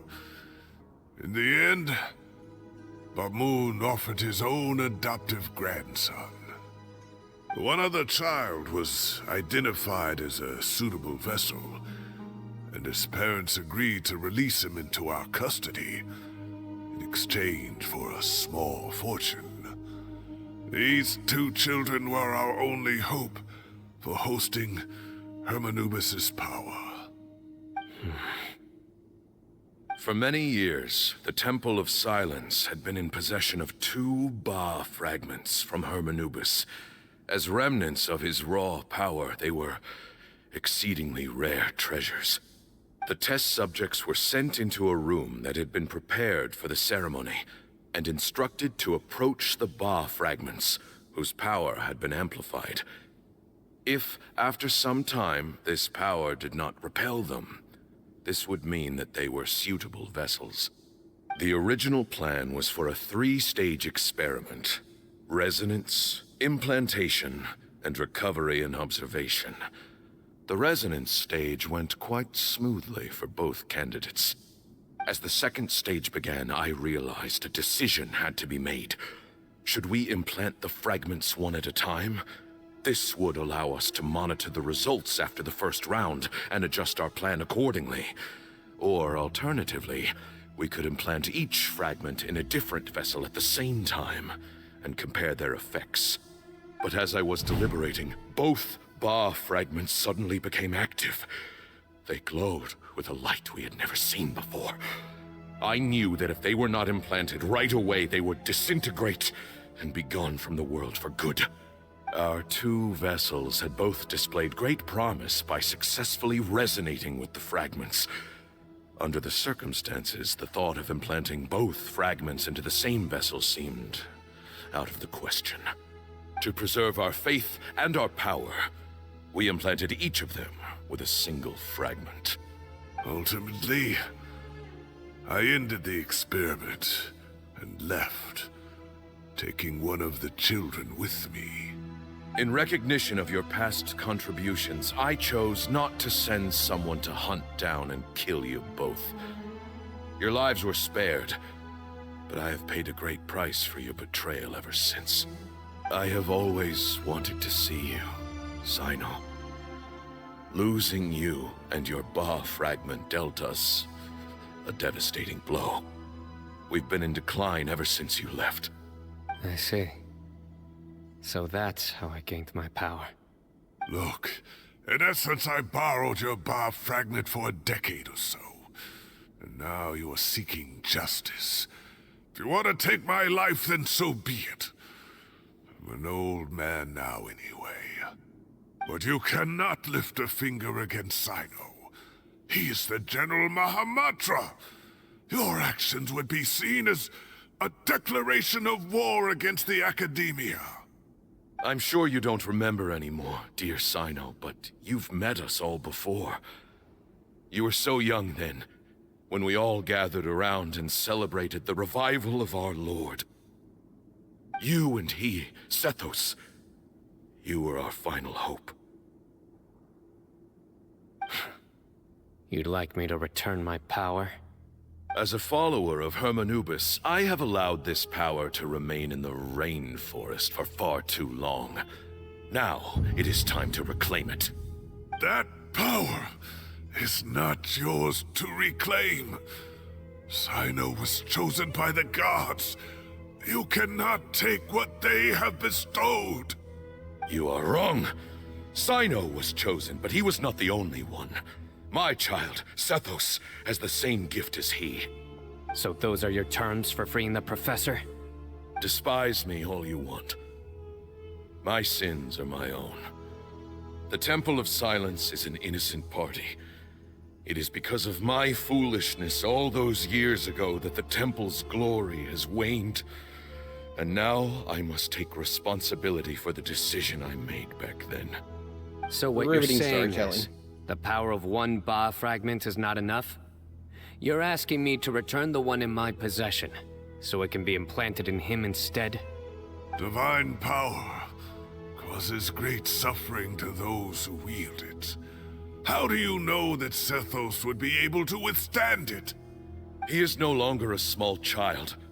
But regardless, this burden is ours to bear, and your objections mean little given that you turned your back on us long ago. Both my heart and mind are telling me that what you are proposing is a terrible idea. However... Don't listen to him, Sino. That power is no more yours to give than it is his to take. You have to understand. I know. But if this is a question of your freedom versus a fragment of power, then... there is nothing to debate. Sorry to interrupt, but in my view, there are a number of contentions here that still need addressing. Say that Cyno refuses to return his power, and you also refuse to release Cyrus. Then, we are at an impasse. I find it hard to believe that you went to all this effort without planning for that possibility. You're trying to gauge where we stand while keeping your remaining cards close to your chest. Well, my stance is, put the rest of your cards on the table. Then we can have a discussion. Wait, those ears. So, we have a descendant of the Valukashuna in our midst. Splendid. Fate smiles upon us after all. Everything we have longed for, Hermanubis will provide. Perhaps this very day we'll... And he did.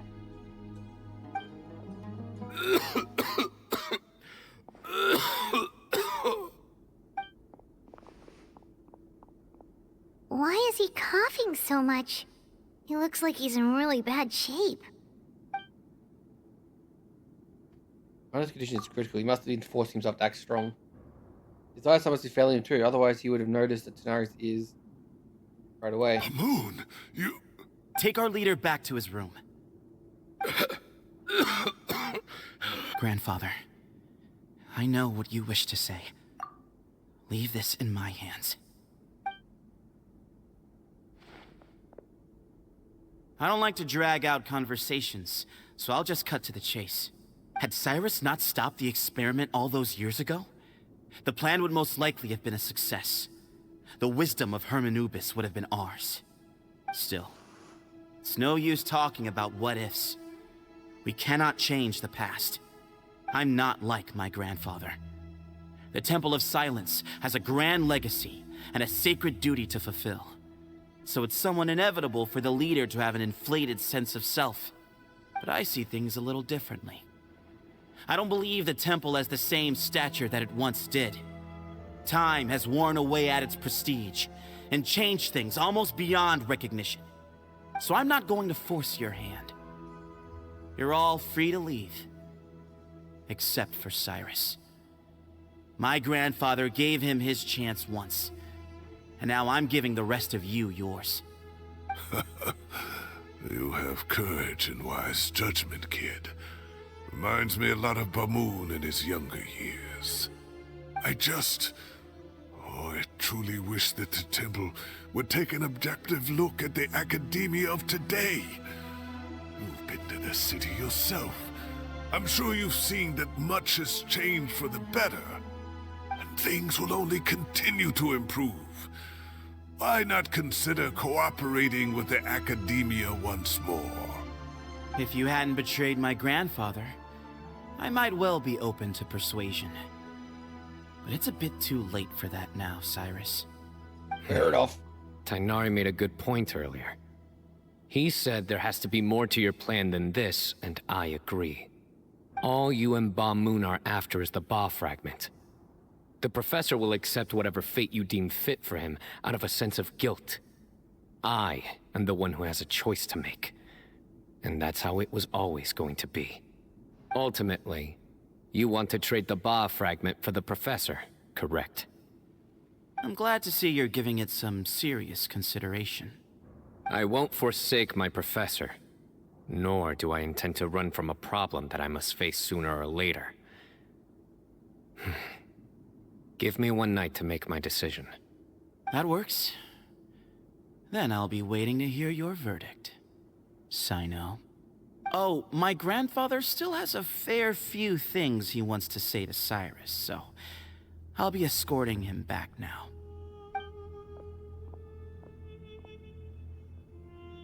Are you sure about negotiating with him? I need to think this through. Everyone, let's meet again later tonight. Until then, take some time for yourself. Alright, well, don't put too much pressure on yourself, Cyno. If you need any help working things out, just come and find us.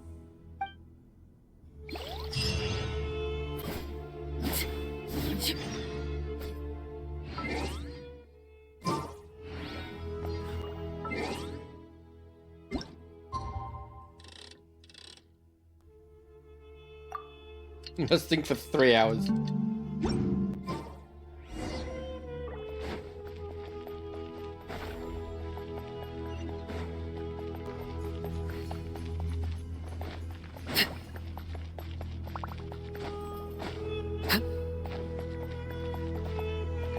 The whole fucking place. I've taken some time to reflect on this. If I had to guess, Professor Cyrus came to the desert knowing that he would almost certainly never return. He's a stubborn man who tends to double down when he feels strongly about something. We won't get anywhere trying to convince him to escape. I agree. My master Nephis says the same thing. Once Cyrus makes up his mind about something, he won't listen to reason. So that's one thing. A few other things come to mind too. You've heard all you need to hear about the Temple of Silence. So on that, I don't have anything to add. My own memories of this place are hazy though. Probably something to do with the overpowering presence of the Ba fragments. That might explain why I suffered from constant headaches and fevers as a child. I do remember having some fleeting moments of profound emotion when vague images would appear in my mind. But I don't recall much, only bits and pieces. I was still young then, and all I could understand was that there was a strong will inside my mind. Thinking back on it now, I suppose it was Hermanubis' way of trying to encourage me, even if we couldn't communicate. The power that came to inhabit my spirit was probably one of the cornerstones of their whole faith. So if the will and might of Hermanubis is a real, intangible thing, and they are its rightful worshippers, then... You're not gonna give in to their demands, are you? Surely there has to be another way. No. I have no intention of returning it. I need this power to protect Sumeru. But the temple has the right to make the final decision over its fate, since it belongs to one of the 7 pillars of King Deshret. So I will challenge them head-on, and win the right to wield this power for myself, fair and square. This reminds me of something Alhaitham mentioned to me just before we left. He said that the Temple of Silence was originally founded by the ruling elite of the day. Traditionally, such organizations are bound by a strict and ancient code of nobility. Kaveh has made similar observations about the desert tribes from his work trips there. He says many of them have their own internal rules. They talk about the importance of never dishonoring their tribal bonds, or the rules laid down by their ancestors. I think we could turn that to our advantage. Go back to them with a proposal of our own. Wow, and just like that, we've turned the tables on them. Looks like we have the same idea. Turn it back on them now while we still can, in terms that they cannot refuse. Great. And I know just how to start the conversation. Let's go find Sethos. We'll tell him that I know a thing or two about medicine and would like to take a look at his grandfather's condition. Dr. Tidnari. Dr. Tidnari. Gotta... That's it, dude.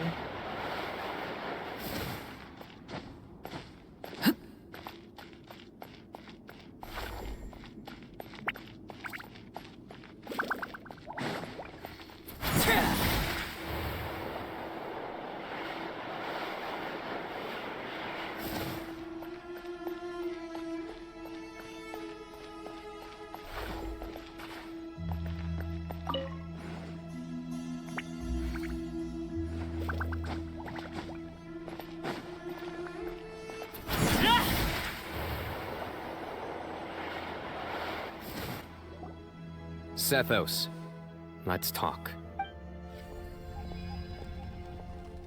Have you made up your mind? We'll get to that, but first, I have some degree of medical training, so I was wondering if you might let me take a look at your grandfather? I have no objections, although we do have our own doctors here. I doubt you'll be able to tell us anything we don't already know. Only one way to find out. Follow me. Keep your voices down. We don't want to disturb him. Okay. Let's talk outside. Bamoon has fallen into a deep coma, and his prognosis is quite grave. I'm sure that your physicians have come to the same conclusion. He appears to have sustained a serious injury in his youth, which has been exacerbated over the years by the heavy burden of work and now by the effects of old age. Regretfully, I must inform you that, based on what I've seen with patients in a similar condition, he doesn't have long left. A few days at most. Yeah. I've known for a long time. You're his heir, aren't you? You clearly have a lot of respect for the man. But you also see things differently. You have a broader range of concerns and a more pragmatic approach. So tell me how we can end this on your terms. Let's find a way to bring all this to a resolution while Bamoon is still alive to see it. That's what really matters to you. I know it. Yeah, there's no time to waste here. You know that better than anyone. You know, the two of you are actually in a very similar predicament right now. Both of you have a very different perspective from the men who raised you. Right. And you didn't create this situation. They did, but somehow you've ended up having to make the tough decisions. You're right. We both look at this problem very differently than the people we inherited it from. I accept, Sino. This all began because of Hermanubis. So let's end it with the rite he himself created. Legend has it that when Hermanubis first arrived in Tuletula, he sparred with the city's residents. He and his two companions proved their mettle by fighting over several days, winning the support of many fine people. That group of supporters were some of the first members of the Temple of Silence, and the sparring matches were enshrined as one of our founding rites, the rite of duels. It's where it all began. Sounds very fitting. I'm in. As a fellow vessel of Hermanubis, your ties to the Temple of Silence run deep. So I will permit you to participate in this rite, along with your chosen companions. 3 against 3. Sounds good. However, I have some additional terms. As the challengers, you must win all 3 of your fights to win. And Sino, both of us must put our Ba fragment on the line. The winner takes them both. Letting Cyrus leave with one of the Ba fragments was a mistake, made by my grandfather out of pity. It is a long-standing issue that must be addressed for the Temple of Silence to move forward. I can make no concessions on that front. None needed. We're on the same page. If I win, the Temple of Silence must release Cyrus, and consider this past dispute resolved. If you win, I'll return my power to you. It's a deal. Then let's meet at the ceremonial hall tomorrow evening, 8 o'clock. I should probably build my traveler.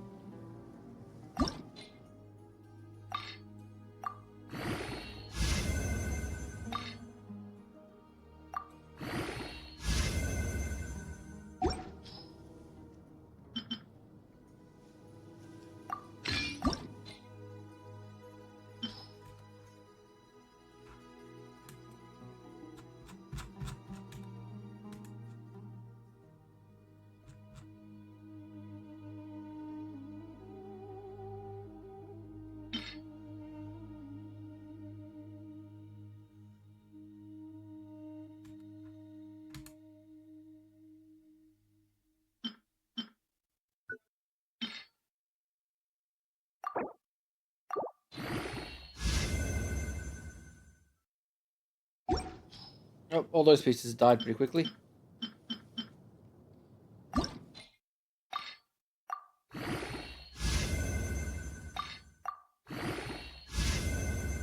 Fuck me.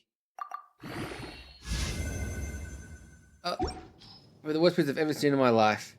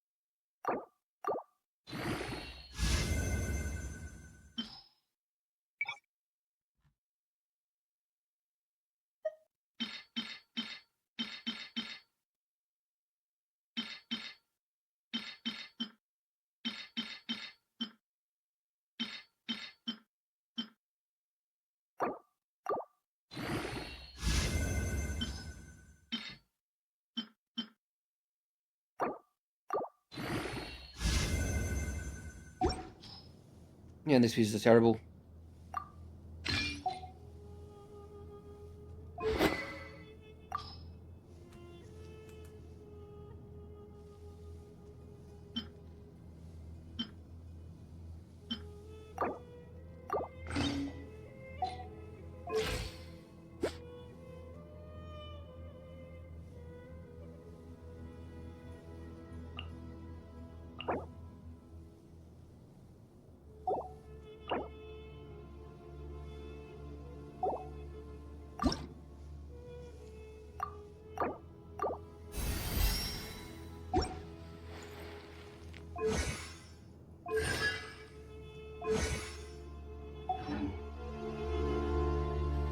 We didn't need to do that, but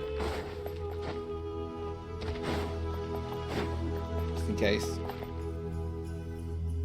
Well, after how that went, there's definitely no turning back now. There never was. Turning back hasn't been an option for me since the moment the professor slipped away to return to the desert. You have to win. You need this power, both as General Mahamatra and for yourself. Yeah, that's right! Besides, it stayed with you ever since you were a small child. Surely that's a sign it thinks of you as its rightful owner. Both as General Mahamatra and for myself. Yeah, when you put it that way. I've had to overcome a lot to tame this power and claim it for myself. Not everyone could have done that. Exactly! The Traveler and I will never lose. And neither shall I. The desert was home to an ancient and great civilization that, for a variety of reasons, fell out with the civilization of the rainforest. It's just as Dia said. Prejudice has pushed people apart. But there must be personal factors at work here too. I can't shake the feeling that Ba-Moon cares for many more things than he lets on. And I don't think that Zethos is any kind of villain. He's just doing what he thinks is best. Tomorrow, everything will be resolved.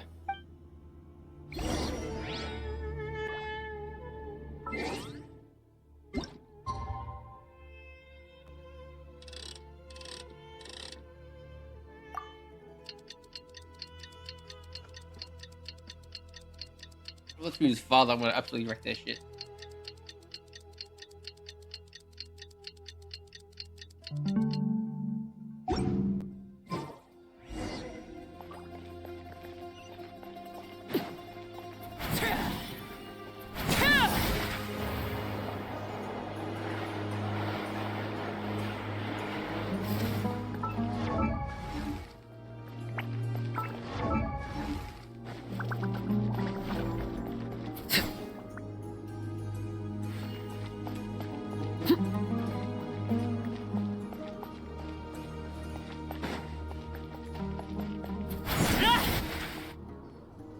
We gather on this day to perform once more the rite of duels, with the greatest of all sages, Lord Hermanubis, as our witness, for his power and authority is present in our midst.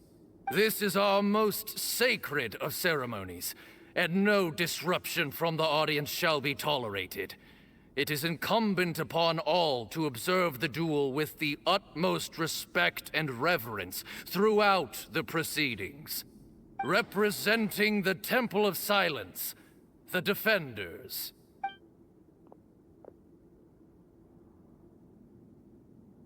thought he was in a coma. Grandfather, you're here.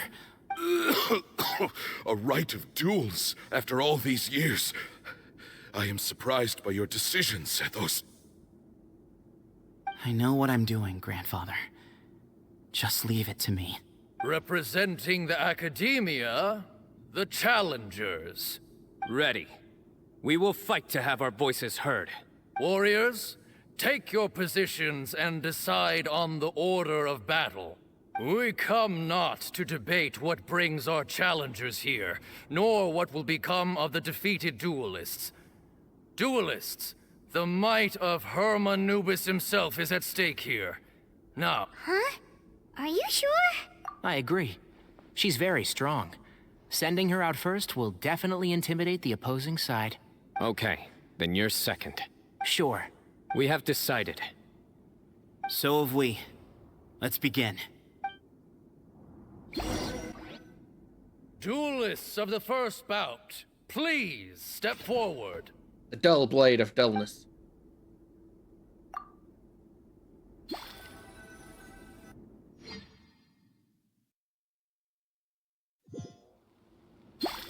Don't forget, safety for... Okay, so I'm using a one they made up themselves. Really? Hey, you there! You better play nice with her, or Paimon will make you regret it! A little bit too much chatter from the audience over there.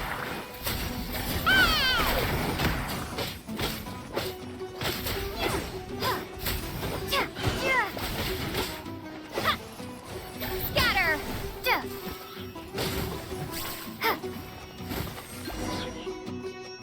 A swift end to the first bout.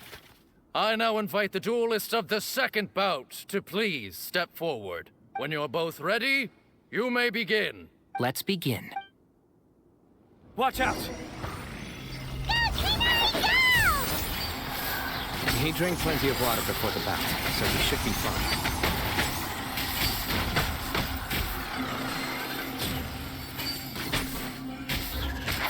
Can't see?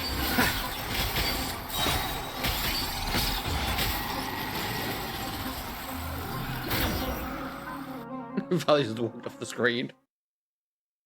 They're using trial characters. Thus ends the second bout. We will now move to the third bout. Duelists, please step forward. I'm ready. So am I.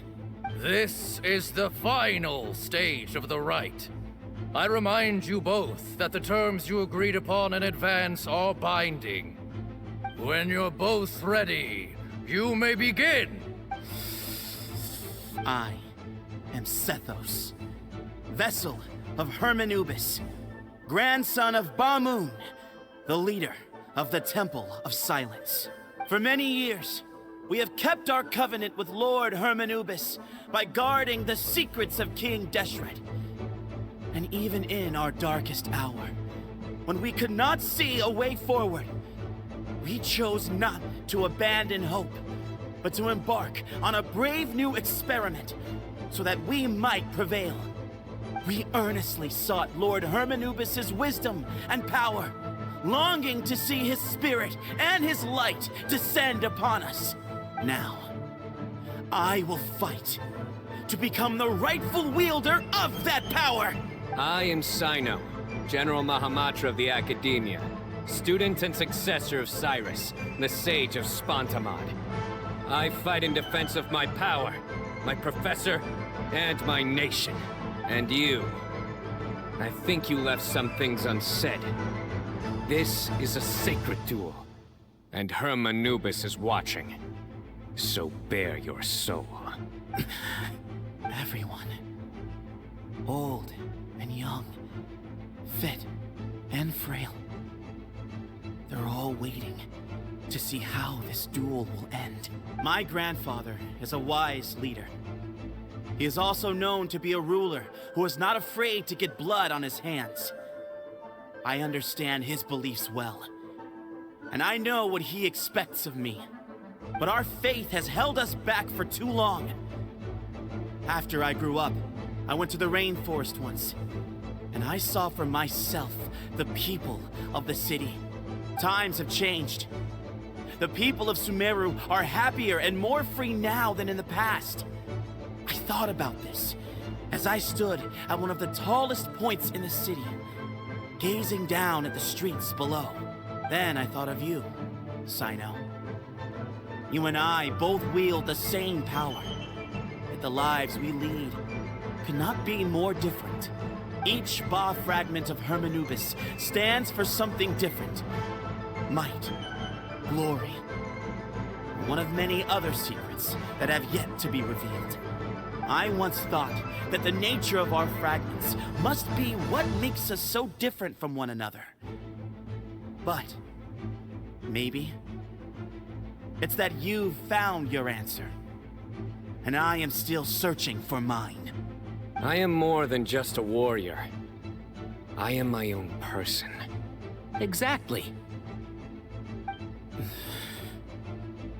The name Hermanubis has left its mark on both of us, shaped the course of our lives.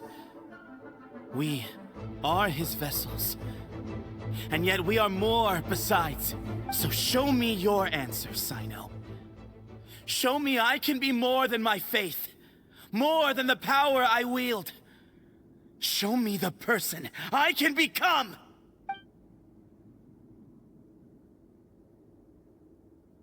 Bring it on!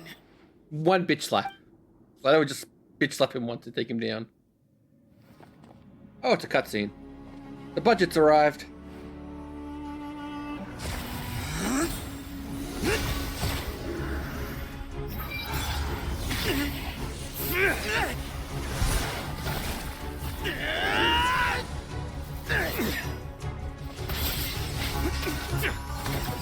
Sonus is more advanced than his.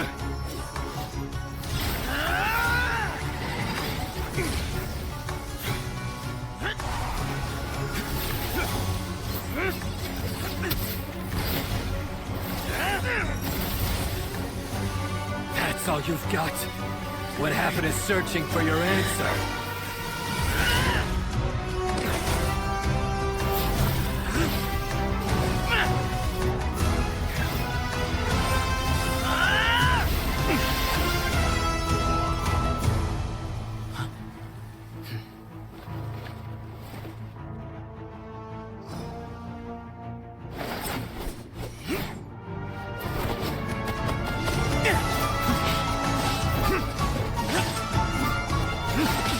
Stop using the power and use your own goddamn sphere.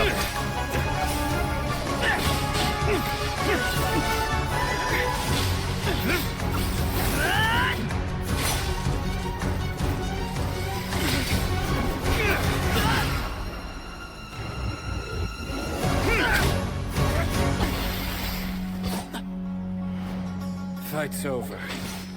Do you yield? You won. Well then, looks like you found your answer.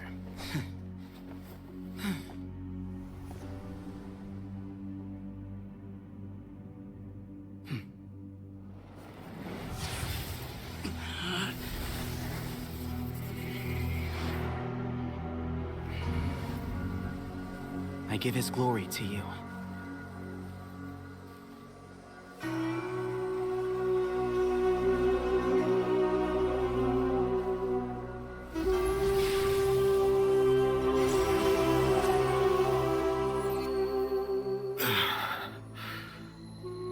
I've seen that light. That is the light of our Lord, the great Hermanubis, priest over all other priests. His spirit dwells within that lightning, and his will lives on. Once a warrior of Tynar, he emerged from the barren desert sands to serve the god king Al-Ahmar. After the death of the god king, Hermanubis gathered his followers and the Tynarian priests and led them to the city of Tule-Tula. There, they founded the Temple of Silence, and from that day forth, we became stewards of all knowledge that survived from King Deshret's civilization. Barely a century passed before war ravaged the desert. One by one, Eremite leaders took up arms against each other in battles that would devour what little remained of their civilization. Only the wise city of Tule-Tula was spared under the guiding hand of the Tynarians. But peace did not last.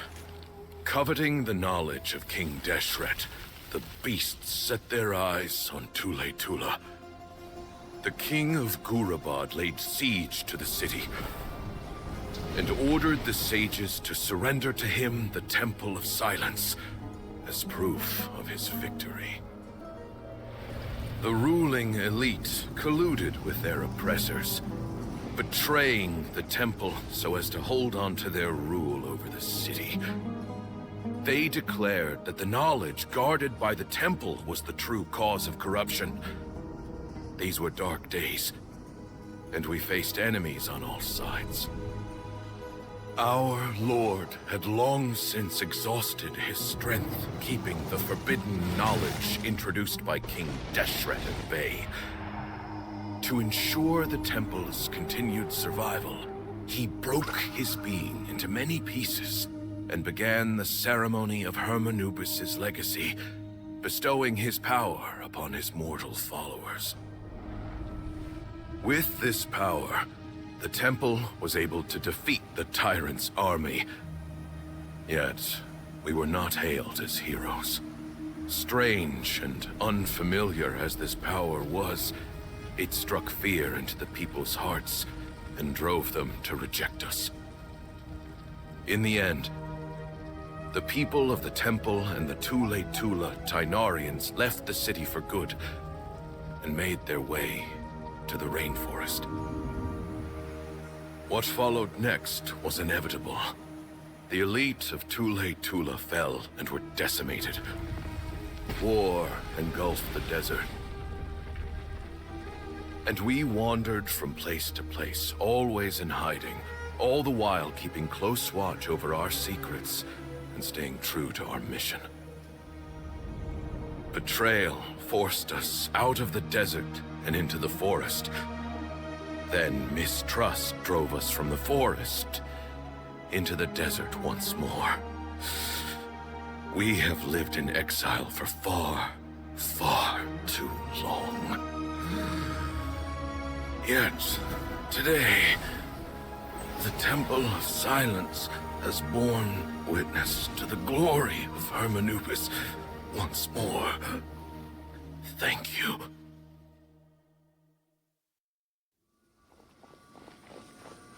He's gonna die right there, and he's dead.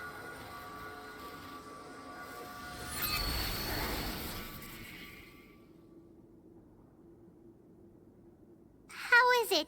Do you feel okay?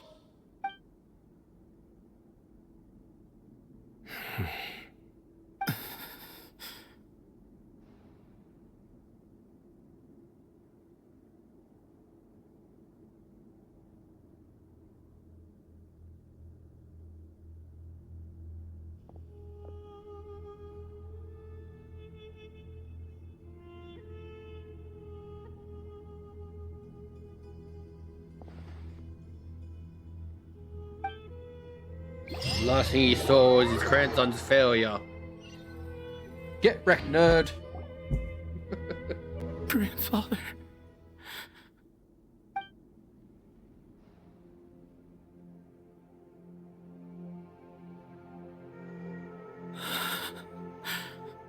Hey, Sethos. You'll get through this. I know. I'll miss him. I guess you were prepared for this. It's been a long time coming, huh? Yeah, he's been on death's door for a very long time now. I think it was only through sheer willpower that he managed to hold on to this point. At least, he was able to see this chapter come to a close before he passed. What's next for you? Per my grandfather's last wishes, the Temple of Silence should submit to whoever possesses the largest number of Hermanubis fragments. That entitles you to be our new leader, Sino. But that's never going to work, as I'm sure you realize. I'm the General Mahamatra. I am needed back at the Academia.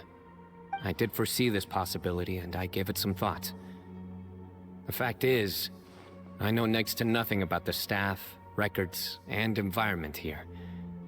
As such, I am ill-suited to be your leader, Sethos. I believe the honor should go to you. Were it not for this duel, or indeed if you had other intentions, the Ba fragments would most likely be in your hands by now. I'm sure Bamoon never meant for anyone but you to be his successor. You really think so? I do. Still, I didn't think Bamoon looked very surprised by the final result. Perhaps he had an inkling that this would be the way things end. Well, in any case, since the Ba fragments are with me now, I guess I can call the shots. Sethos, I would like you to succeed Bamoon as the new leader of the Temple of Silence. You are more suited to the role than I, and I have complete faith that you will be an excellent leader. Just think of it as doing me a favor. But doesn't that render everything that we've been through up to now meaningless? No, it doesn't. This experience has allowed us to become friends, which means that the Academia and the Temple of Silence will become partners once more. That's a much bigger deal than you might think, Sethos. You said yourself, times have changed. You have to believe that things can change for the better here at the Temple too. I will try. To be honest, I couldn't have asked for a better outcome. Actually, part of me wonders whether Bamoon's intentions from the very beginning was just to create enough pressure to force us towards a duel. That way, no matter who won, one of us would have to surrender our Ba fragment, and the power of Hermanubis would be concentrated in one single person. Had you won, the Temple of Silence would have doubled its strength. And were I to win, he correctly anticipated that I wouldn't suddenly drop everything to become the leader of the temple, much less integrate the temple into the Academia by force. He knew that the temple's future would depend not just on the guidance of Hermanubis, but the support of the Academia too. So he made it his responsibility to ensure his successor would be free from the burdens of the past. His plan meant that whoever ended up succeeding him, they would have an easier time interacting with the academia. With one single letter, he lured out the professor. No matter what happened after that, it would result in a net benefit to the temple. And here I thought the General Mahamatra wouldn't care for all these trivial details. You're absolutely right. Grandfather and I considered this from every angle. We had to find a way to mend our relationship with the academia. In that sense, the right of duels was just a means to an end. Thank you for everything, Sino. As a gesture of our gratitude, to those that you and Lesser Lord Kusanali deem worthy, I will grant the honor of access to the Temple of Silence for their pursuit of knowledge. The Temple of Silence has a wealth of information on King Deshret's civilization, more than any other organization in existence today. In times when you need information that only we can provide, we will be here to support you. But you must be exceedingly careful with your selection of candidates, lest you lead humanity to repeat the same mistakes. By the way, Tainari, my grandfather was so happy to see you. You are a descendant of the Veluca Shuna, and we are the heirs to the will of Hermanubis. The story goes that King Deshret chose the sage Hermanubis from among the Tainarians and appointed him as his familiar. He went on to fight many valiant battles with his Tainarian companions. They always stood by each other, from the founding of the Temple of Silence to the fall of Tuletula. The Tainarians who left Tuletula joined their human counterparts in the rainforest. A few centuries later, when some of the group returned to the desert, many of the Tainarians chose to stay and put down roots in the rainforest. In all likelihood, those were your ancestors. How fascinating. My father once mentioned that I was named after the Tainarians, but I never knew that my forebears had such a history with the Temple of Silence. I like this story. By the way, has anyone seen Cyrus? Yes, Cyrus. You'll probably find him in my grandfather's room. He wouldn't show it in front of me, but I think he still has many fond memories of my grandfather. If it's true that you and your grandfather really planned for everything to turn out this way, then I guess he didn't really resent Cyrus as much as he appeared to. Who knows? Perhaps all of us, you, me, and Cyrus, we're all just pawns in my grandfather's plan to set things straight. He was awful like that. Someone's got to make the decisions when history is at a crossroads. I will make a detailed report on all of this to Lesser Lord Kusanali, and arrange for an official delegation from the Academia to come and meet you in the desert. I'm sure you'll have lots to attend to in the days ahead. But once things return to normal, please come and visit the rainforest again. You should stay for a few days this time, and start to build some relationships. If we're going to work together, both sides have to get to know one another better. I will. All right, well, bye for now, everyone. I'll be seeing you. See you soon. Come hang out with us anytime.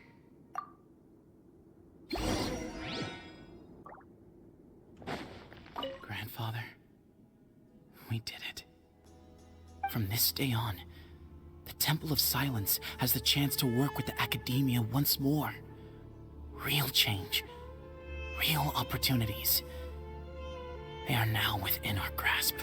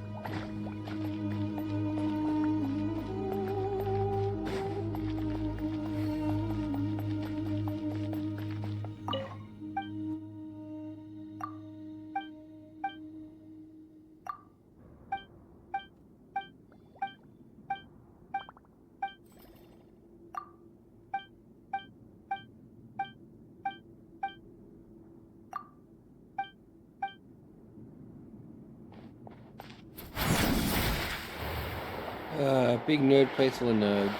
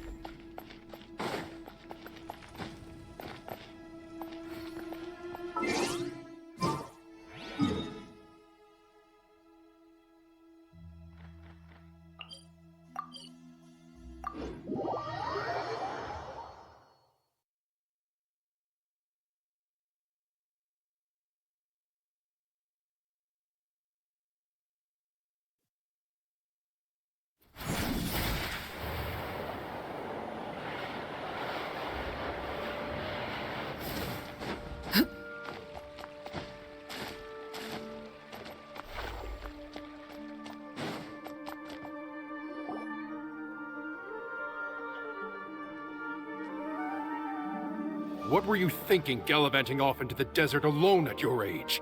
What if you take the bucket, You told not a soul what you were up to, designated nobody to handle your affairs, and left everyone scrambling frantically to try and figure out how on earth to clean up the colossal mess you'd made. Oh, please, will you stop your yelling? What other choice did I have? What do you mean, what other choice? Do you mean to tell me that after all your years of learning, and sagehood no less, the only idea you could conjure up in that white-haired walnut of yours was to shoot off into the unknown like some hot-headed 20-year-old adventurer? A one-man suicide mission, That's the best idea that one of the finest minds of a generation could come up with, is it? It astounds me that you survived the journey, and you're lucky that Ba Moon didn't finish you off when you arrived. All right, all right. Honestly, the way you're going off on me, it's like you wish you'd been there to lend him a hand. Does it mean nothing to you that I'm your colleague and former classmate? I've got nothing more to say. What's the point of berating an old bag of bones? What do you mean, bag of bones?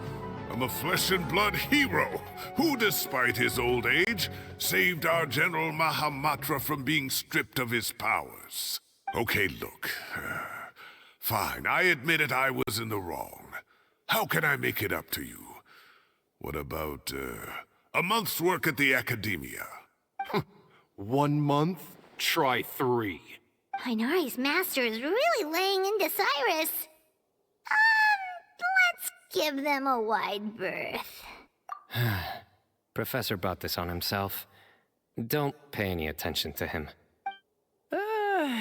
Wow, I haven't seen Master get this riled up in a long time. The last time he chewed someone out like this must have been back when I was still a student. I think I'll go around and update everyone. Tell them the situation's resolved. Want to come with me? We can go for dinner afterwards. My treat. You in? Makes sense. I'm in. Paimon's coming too! Let's go!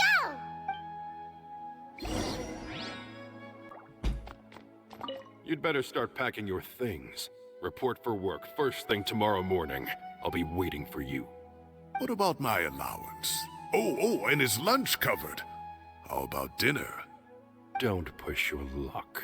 Let's not forget who is compensating whom here. Hey, man's gotta eat. Help me figure out something for lunch at least. I'm counting on you.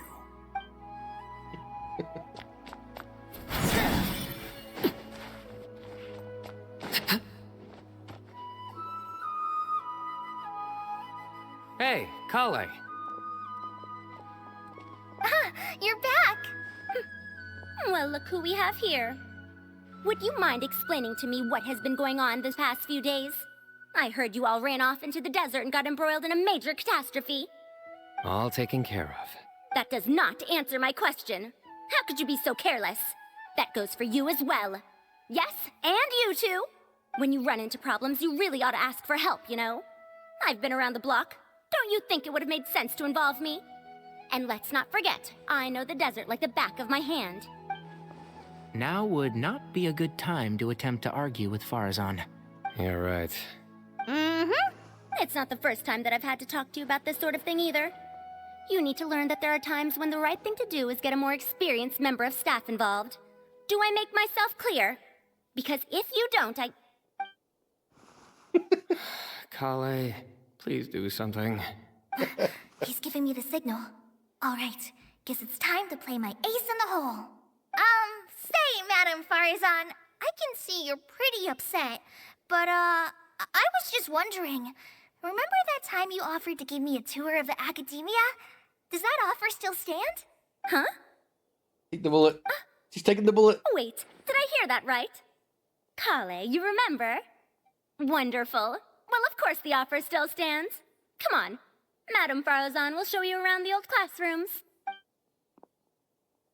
You just took a bullet. Poor Kale getting dragged off like that. Also, check out Farazan acting like some sort of official academia tour guide. Kale! Cup. Huh? What? Oh, right! What do you mean, cup? You need a cup. I can get you a cup. Oh, it's nothing. Just Master's way of reminding me to stay hydrated while I'm out and about. It's code for let's reconvene at the cafe. Tainari and I used it while we were in school, and it's become something of a family tradition now. Oh, that's kind of fun. Mm-hmm. 2 people left. Let's bring them along too.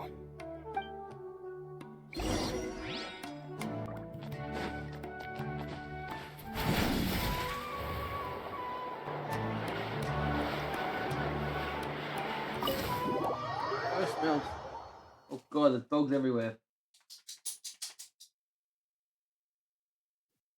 Dogs and cats everywhere.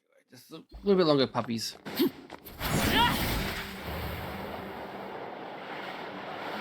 I know, it's calling up my leg. Calling up my leg, puppy. Am I hallucinating? Or do I see Kaveh and Al-Haytham engaged in diligent studying? We're just reorganizing all the books we used. Look, there's a whole mountain of them. There's no rush. Nobody reads these books anyway. My sincere thanks to you both. Yes, with your help, we resolved the issue rather swiftly and painlessly.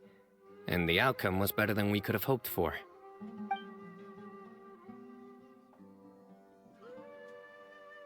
I see.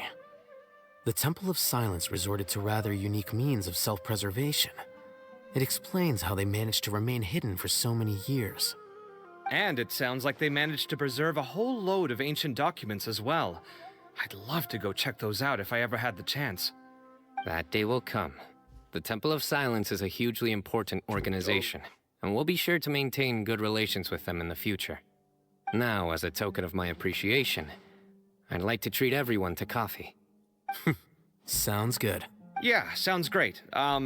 Although after the last few days, I don't know if I can handle another coffee. But I can just order something else. Sure. Let's go.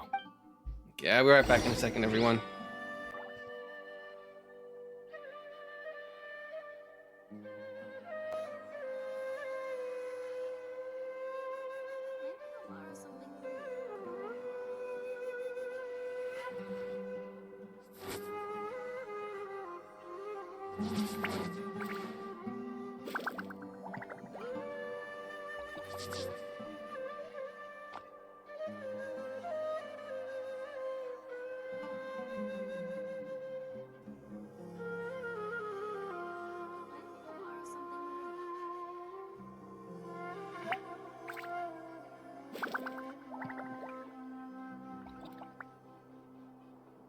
Something you wish to report?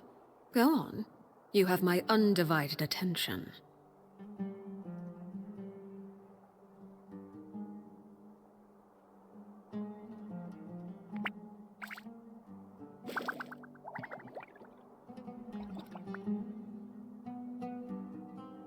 I'll keep the dog on the wrap for a second.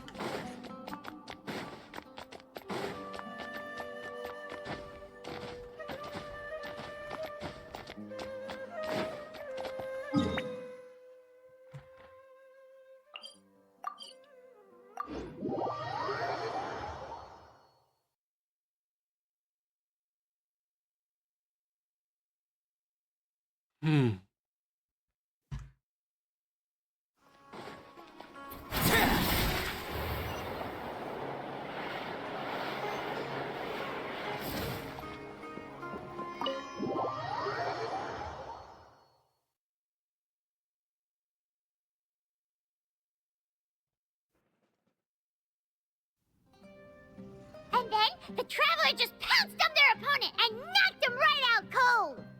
Then there was Tainari. He put up an amazing fight, too! We ended up winning all 3 bouts! Whoa! Part of me wishes I'd been there to see it, but I'd have been biting my nails off worrying about you guys. A truly edifying account of the events. Bereft of detail, but it has livened up the room all the same. Hey, Paimon included all the juicy details. The Traveler just pounced and then waved their sword like this, then spun around and blocked. Despite winning 3 bouts in a row, you still ceded the position of leader to him. That's very dignified of you, Sino. Of course. Being dignified comes with being a true champion. I got to be a champion too for once. I've not sparred much with desert folk before. It was a pretty unique experience. Yeah, huge place! It felt like something right out of an epic poem! Imagine this. It was like there was... Maybe save that one for later, Paimon. Dessert's here.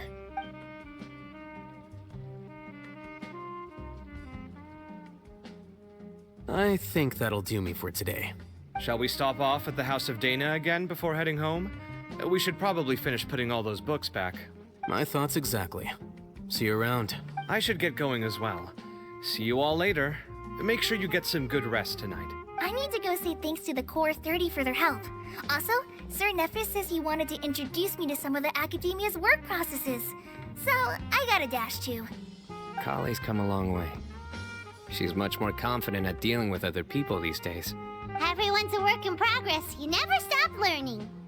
Yeah, true.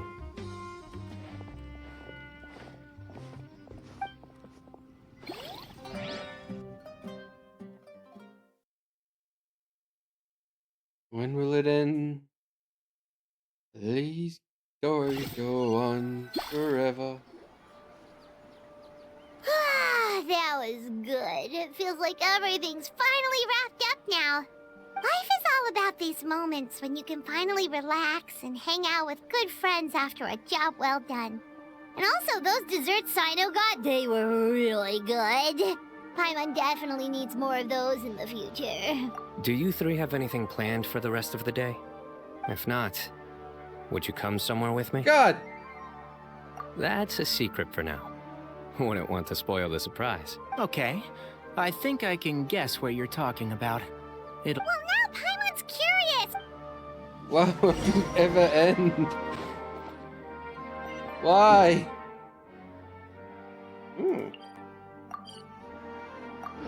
That's interesting. You need to see the heat or something?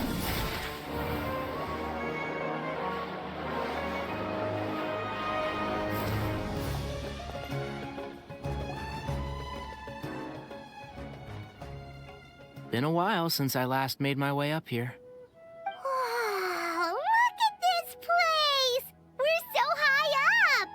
Need any help? As you wish. That's a nice spot, isn't it? What a great view! We're so high up, we can see for miles! Traveler. Turn around.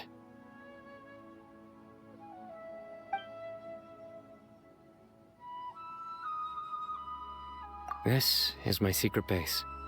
Somewhere I only bring my best friends. When I was a student, I used to slip away and climb up here all the time, just to clear my head. I was quite young then, and hadn't made too many friends yet. Back then, I had a lot of the same questions that Sethos was asking. Who am I? Why do I have this power? And what should I be fighting for? Our gifts help us to find our rightful place in the world. That was my experience. And I'm sure Sethos will figure things out in his own time, too. You two really are like brothers. I feel the same way. Of course. I see no need to be humble when it comes to the facts. I still remember one time when we came up here to chat and do our homework. Sino accidentally dropped a fruit.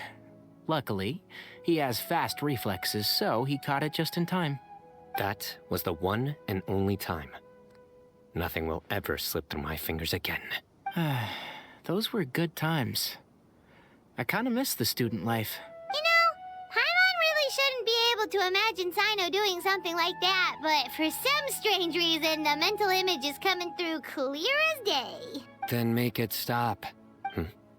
There's somebody there. It's Professor Cyrus. You guys carry on without me. I'll be right back. Okay. Huh? Hey, you're not supposed to jump down! Be careful!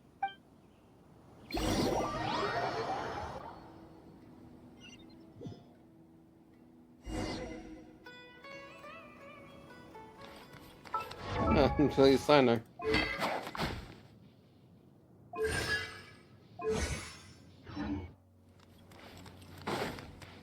Nowhere to run! Stab him. Oh my days. I can't believe how stupid I look in this one. Professor, what are you muttering to yourself about? Sino. Just the man I'm looking for. Guess what I found in some old notebooks? Some old photos? Can you believe it? This notebook was just sitting in a pile of odds and ends in the Sage's office. I must have forgotten to take it with me, and no one's touched it since. It was still right there. I was at the Academia earlier to discuss my workload with Nephis. I swung by the old office to have a look around and just happened to cross it.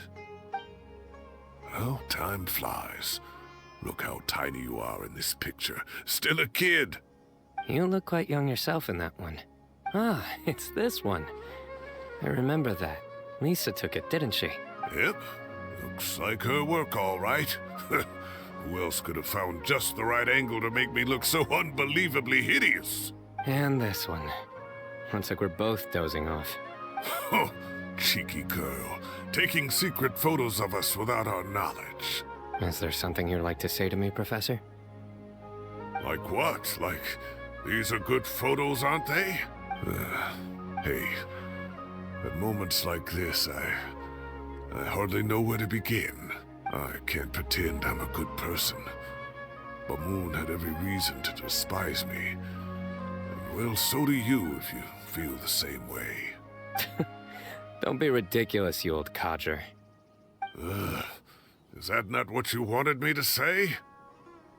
Oh, I've dreamt of that place many times after leaving the desert. Sometimes I've dreamed that I was doing research with them again. And other times, I dream of the day they saved my life. Oh, it was one of the happiest times of my life. We all learned so much from one another. You've matured so much over the years, I know. Since you're my professor, I should save you some face by not calling you out on all the non-answers you just gave. So, I will do the right thing and keep my mouth shut. Good thinking. Take your own advice next time. Seriously, why bully an old man like me? I thought heroes were supposed to be gracious. Hey, wait, how did I not notice this one earlier? Lisa strikes again. Just how many did she take? Look how cute you were when you were little. I remember how well-mannered you were back then, too.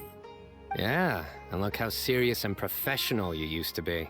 Oh, I can't compete with you anymore. First you get better than me at the deadpan jokes, and now you're besting me at those little quips too. Don't say that. I still have a lot of respect for you. Huh, that's more like it. Hey, what would you say to meeting up with Lisa again sometime? I'd like that. Let's find a time and pay her a visit in Mondstadt. All right, I'll add it to my schedule. Let's go next week. Wait, no. Next week is the tomato growing competition. I have got to beat Zaha Hadid. Or you could find a real hobby, Professor.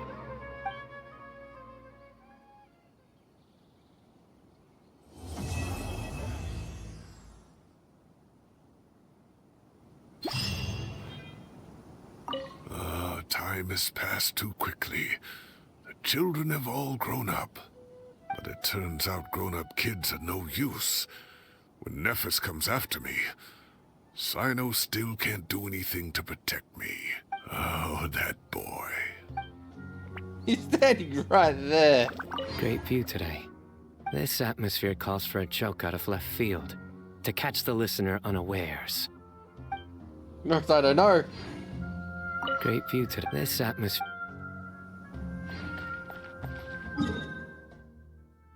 Okie dokie. I think we're going to call it there for tonight. Early work, still dealing with the dogs and all this other crap I gotta do, so. Add Ash.